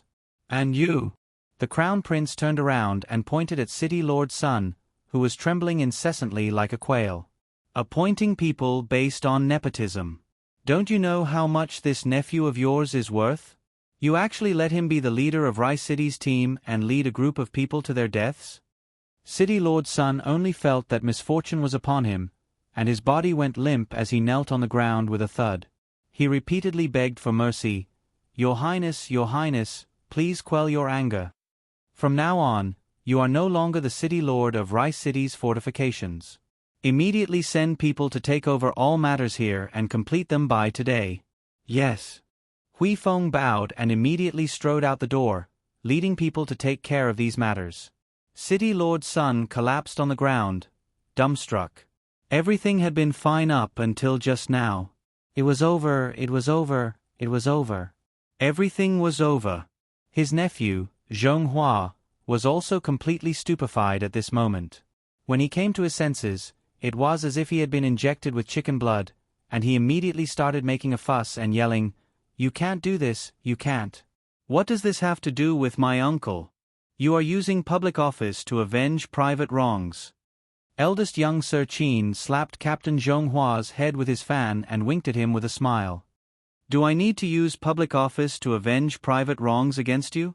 He shook his head and walked out, thinking that this fellow's brain was seriously lacking. The farce was quickly dealt with. The new City Lord who replaced City Lord Sun was a swift and decisive character, and he was currently furiously dealing with the mess left behind by his predecessor. It was fine if he didn't deal with it, but once he did, he got a shock. The Crown Prince's prophecy really came true. This City Lord Sun truly appointed people based on nepotism. The family's 7 aunts and 8 aunts who had been separated by 8 lifetimes had more or less basked in City Lord Sun's glory. There were many drawbacks, but the new City Lord was quite nimble. With the Crown Prince holding the fort, the new City Lord waved his machete and cut the Gordian knot. Mo Lian and her group, who had originally planned to leave this afternoon, were delayed for an entire night because of the replacement of Rice City's City Lord. On the second day, everyone bade farewell to Rice City and flew to the Mo Kingdom capital, Guanlan City. Moreover, under the leadership of the various city lords, the various fortifications of the entire Mo Kingdom capital, large and small, also began to strictly guard and reconstruct the water region. While flying high in the sky, he saw that the nearest water vein had completely turned black. Aba's heart skipped a beat. If Xiao Shui woke up, he could try to improve the water quality here. But now, for the time being, there was nothing he could do. 3 days later, everyone returned to the Mo Kingdom capital uneventfully and smoothly. The Crown Prince's horse did not stop to rest. Upon returning to the Mo Kingdom capital, the first thing he did was to order people to surround the Fan residence. The crime was to assassinate the Crown Prince in Jiaozhong Base. This was a very serious crime. The entire Fan clan was greatly shaken, and they were surrounded by the Dragon Saliva Guards overnight. Not even a fly could escape. The captain of the Dragon Saliva Guard, Yu Xiu, personally led a team into the Fan clan to search for Fan Qiuhe. However, Fan Qiuhe had long fled without a trace with Fan Gu.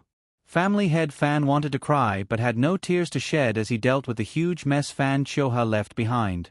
All day long, he begged people to help him mediate. He sent out many good things, but the results were minimal.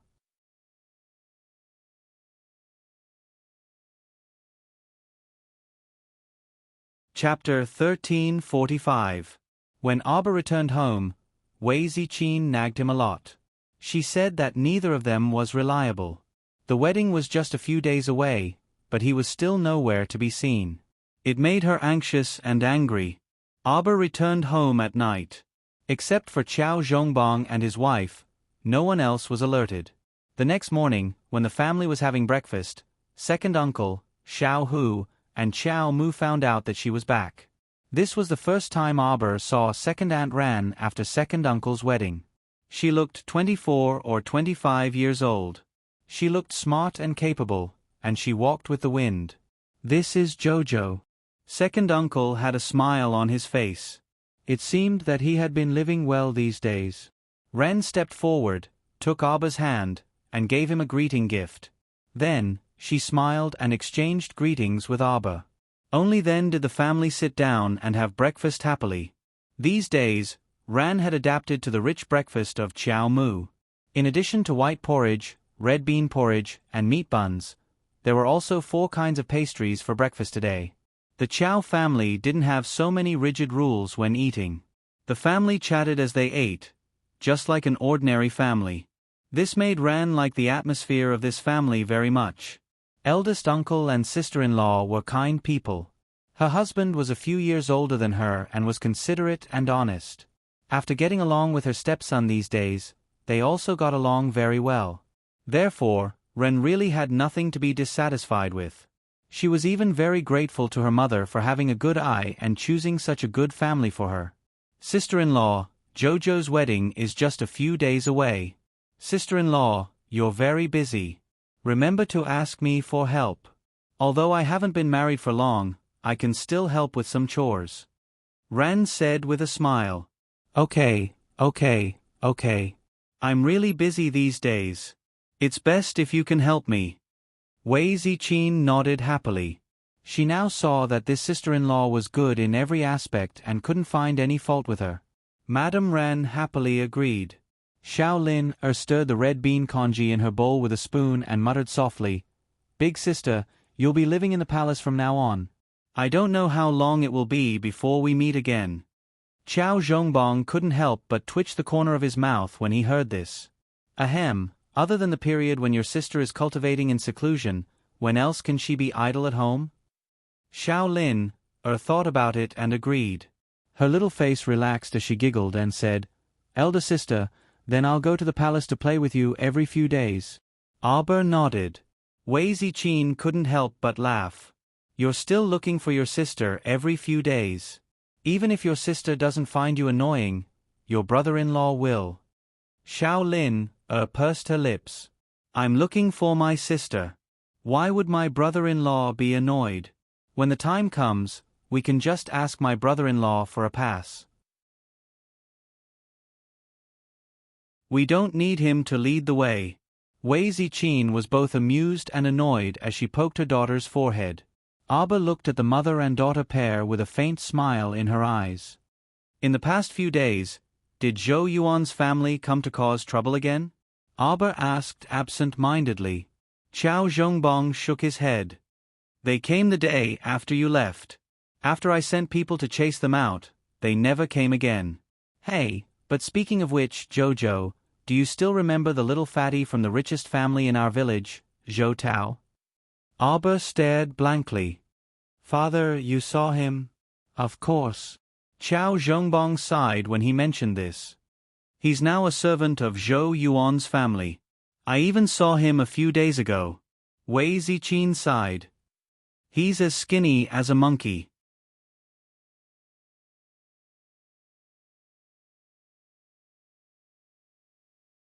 Chapter 1346. He's like a monkey. He's so skinny that it's scary. He was such a fat baby back then. Wei Ziqin shook her head. Arber didn't think too much about it. Zhou Tao was already a thing of the past. She took revenge on him for kicking her down the slope when she was young. A few days after her rebirth. If her father hadn't mentioned him, she would have forgotten about this person. She remembered that when she was on the way from Shijiao City to the capital, she had encountered this person who had gone crazy from hunger and raised his knife to kill people. He was a sedan bearer before, and now he was a servant. It seemed like his life hadn't been easy.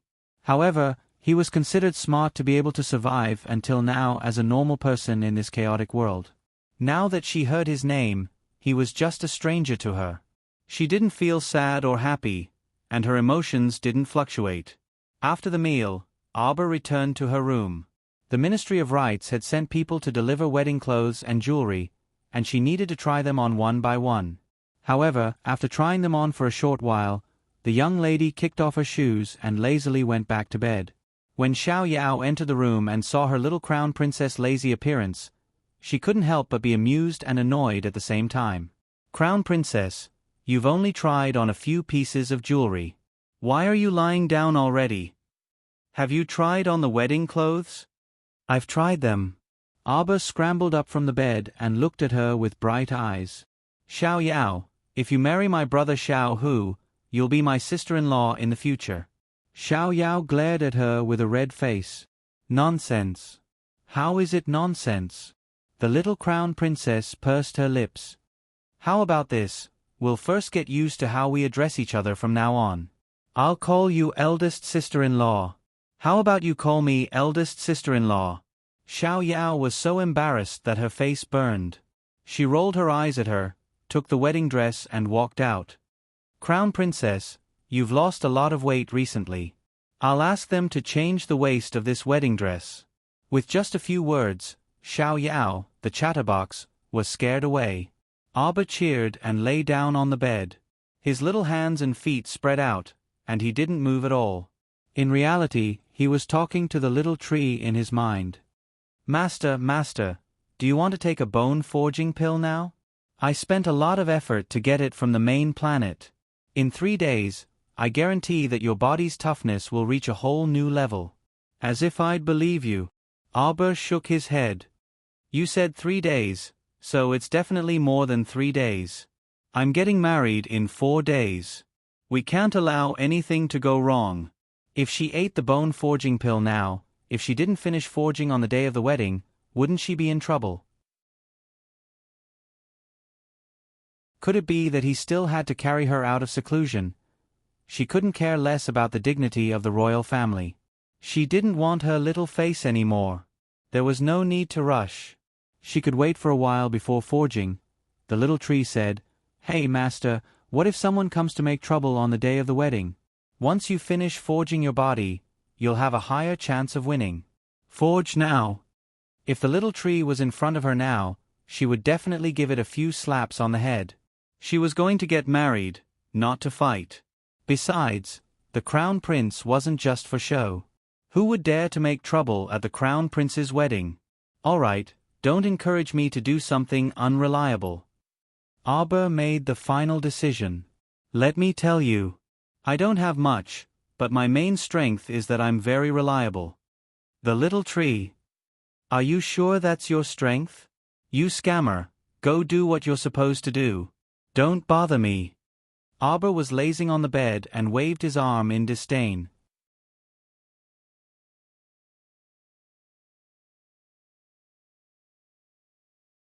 Chapter 1347. She suddenly thought of something.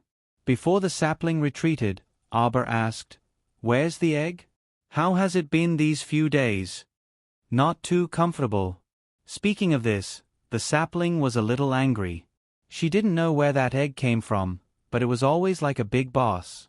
The moment it came, it occupied the frigid pool and didn't let anyone in except for that baboon. "The egg enslaved me." The sapling was indignant. "He made me build a fence around the frigid pool for him. He even hung a sign called Phoenix Garden or something." Arbor was speechless. Why did it sound like a brothel? The frigid pool is useful to him?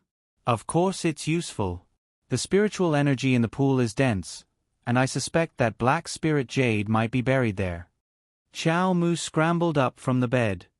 "Are you serious? Otherwise, why would he be so eager to occupy the frigid pool these few days? And not let anyone in?" It made sense. Arbor felt that the sapling's analysis was right. She had previously suspected that there might be another world under the pool. Otherwise, where did the frigid star sand come from? "Master, go in and kick the egg out now." "Forget it." Arbor collapsed back onto the bed. "Let him stay for a while, he's all so pitiful.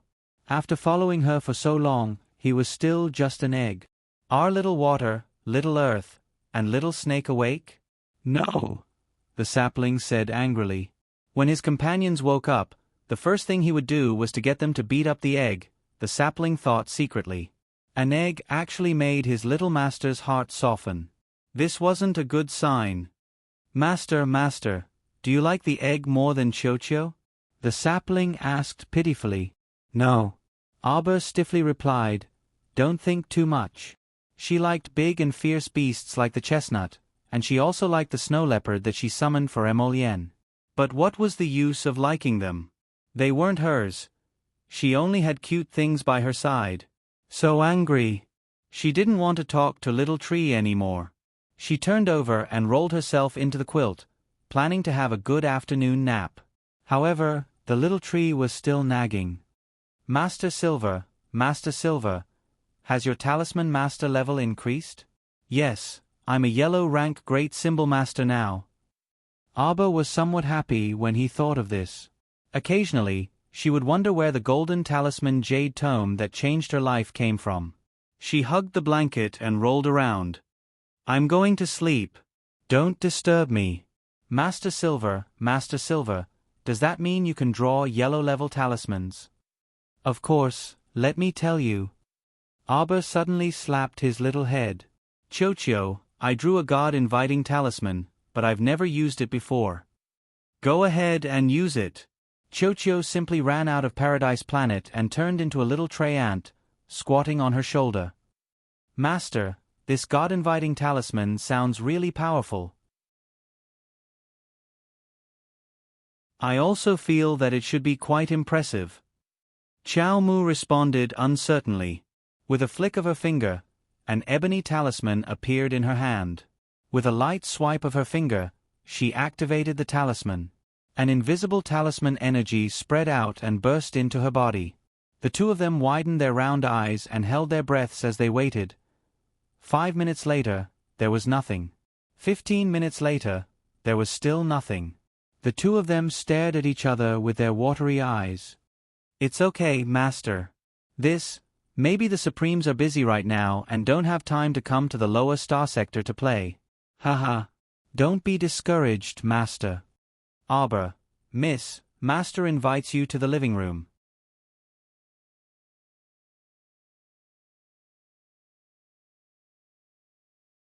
Chapter 1348.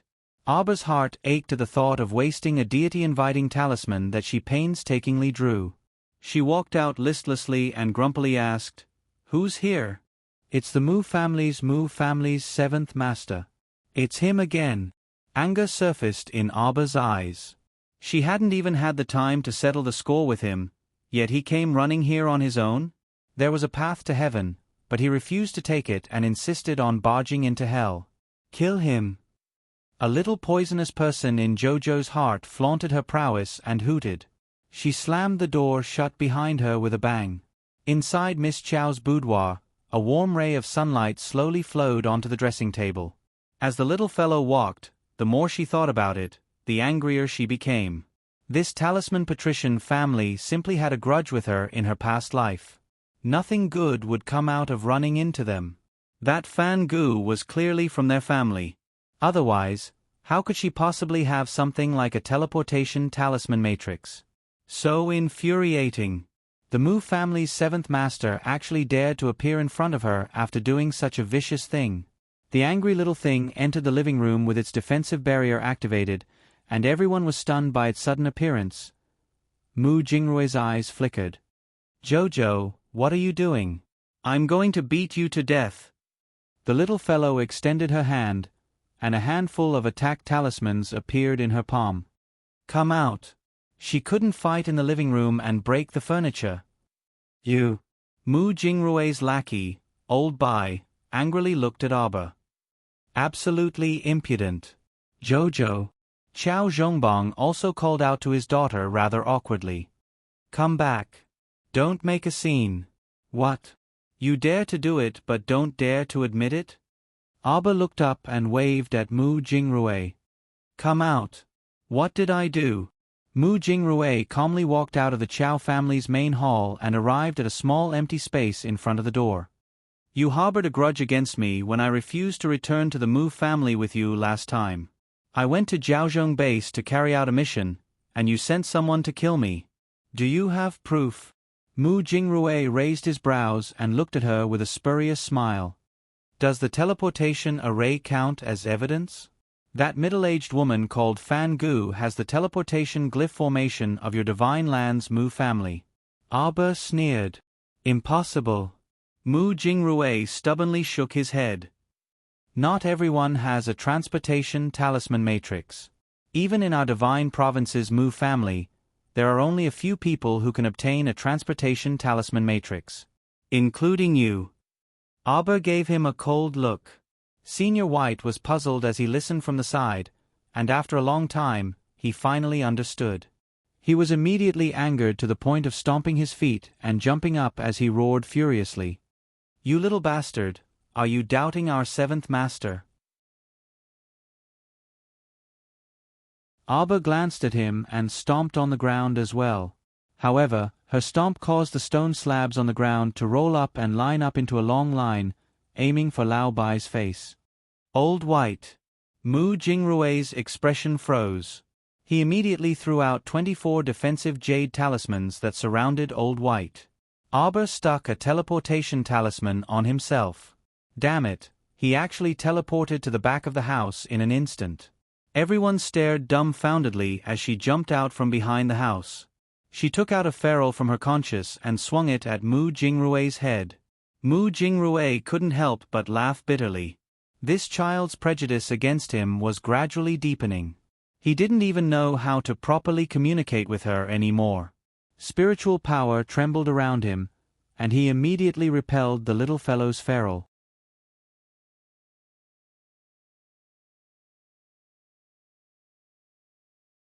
Chapter 1349. This fellow only used a bit of spiritual energy to send her ruler flying. Aba could only twist her body in midair and tightly grab onto her ruler. Her toes lightly tapped the air as she flipped and landed in front of Mu Jingrue. "Jojo, listen to me, all right?" Mu Jingrue helplessly lowered his voice. "You're long-winded." Aba impatiently glared at him and took a step back. "Don't come to my house again in the future. Seeing you guys annoys me to death. You darn girl, how can you not know what's good for you?" Old Bai was also enraged. "Do you think we have to shave off our heads to invite you home? We're doing this for your own good. Don't forget that your surname is Mu. You're a child of the Mu family of the divine continent. For my own good, for my own good. Whether or not they're sincerely doing this for my own good, I can tell from their eyes. These two big liars still want to deceive me? Scram." Aba kicked straight at Old Bai's mouth. In his fury, Old Bai crossed his arms in front of him to protect himself. Qiao Mu's kick landed on his bulging arm, and her feet were frozen in place by the spiritual energy he was emitting. It was as if her feet were glued to his arm, and she was unable to pull them off for a while. Arba angrily glared with her round eyes. She fished out a handful of poisonous powder from her sleeve and was about to scatter it to smoke the old man. Old Bai's eyes suddenly flashed, and he abruptly pushed her outwards. "Old Bai!" Mu Jingrue cried out in alarm. Old Bai actually used 70% of his strength to repel Jojo. This was bad. Arba was pushed and jolted by this old fellow's spiritual energy. She hastily added 3 more water spiritual barriers outside her protective barrier. Even so, she still felt the chi and blood in her chest churning from the spiritual energy rushing at her.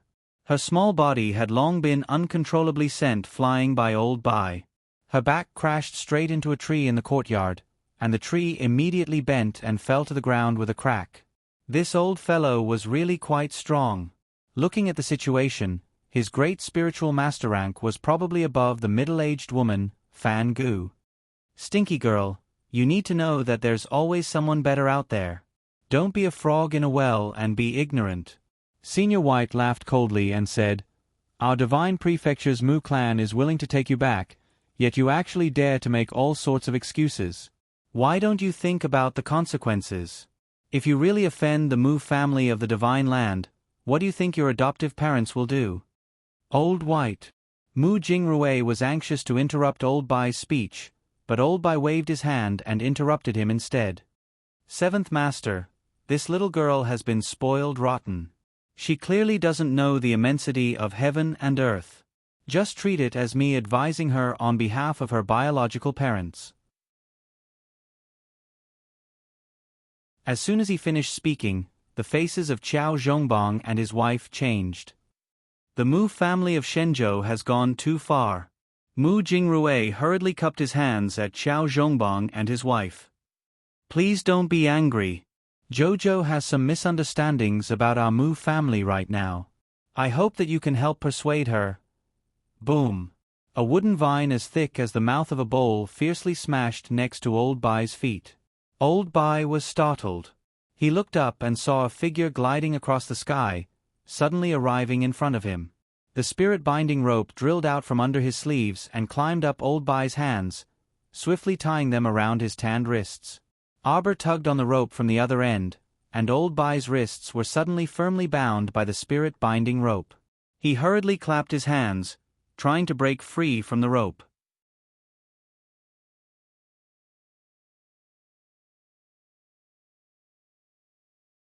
Chapter 1350. However, the spirit-binding rope could even bind that guy Duan Yu, let alone Old Bai, who was merely a great spiritual cultivator. Old Bai was caught by the spirit-binding rope, and he angrily kicked his leg toward Arba. Arba grabbed the rope and also extended a leg, colliding with the old fellow's leg with a bang. F***ck, even his bones hurt from the collision. Qiao Mu started to regret it again. If she had not listened to the deceitful tree and consumed the bone-forging pill, perhaps her body's toughness would have greatly increased, and it would not have been so strenuous when fighting Old Bai. Bang! Bang bang! The two people swept their legs several times in succession. After a dozen or so kicks, our dear Qiao Mu abruptly retracted her small leg and grimaced in pain as she rubbed her bruised leg.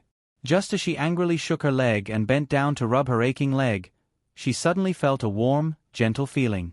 Suddenly, he could clearly feel a trace of warm air flowing under his skin. Wherever it passed, the pain of his broken bones seemed to ease a lot. She couldn't help but be taken aback. While she was in a daze, Old Bai, whose hands were bound, had already leaped in front of her. His hands clenched into large fists and smashed toward her head. If this hit landed, Arba would definitely vomit blood and collapse to the ground. This old fellow truly acted quickly and viciously. Mu Jingrue quickly flew up to stop him. "Old Bai! Stop right there!" Arba threw out 60 defensive talismans around his body, forming a defensive talisman array. Old Bai's descending fist was blocked by Arba's talisman array, so it didn't actually land on her head. But even so, Qiao Zhongbang and Wei Ziqin, who were watching from the side, felt very alarmed. Their hearts were about to jump out of their chests along with their daughter's every move. Before Qiao Zhongbang could shout for help, several black figures landed beside them like specters. Qiao Zhongbong took a closer look, and his heart calmed down slightly.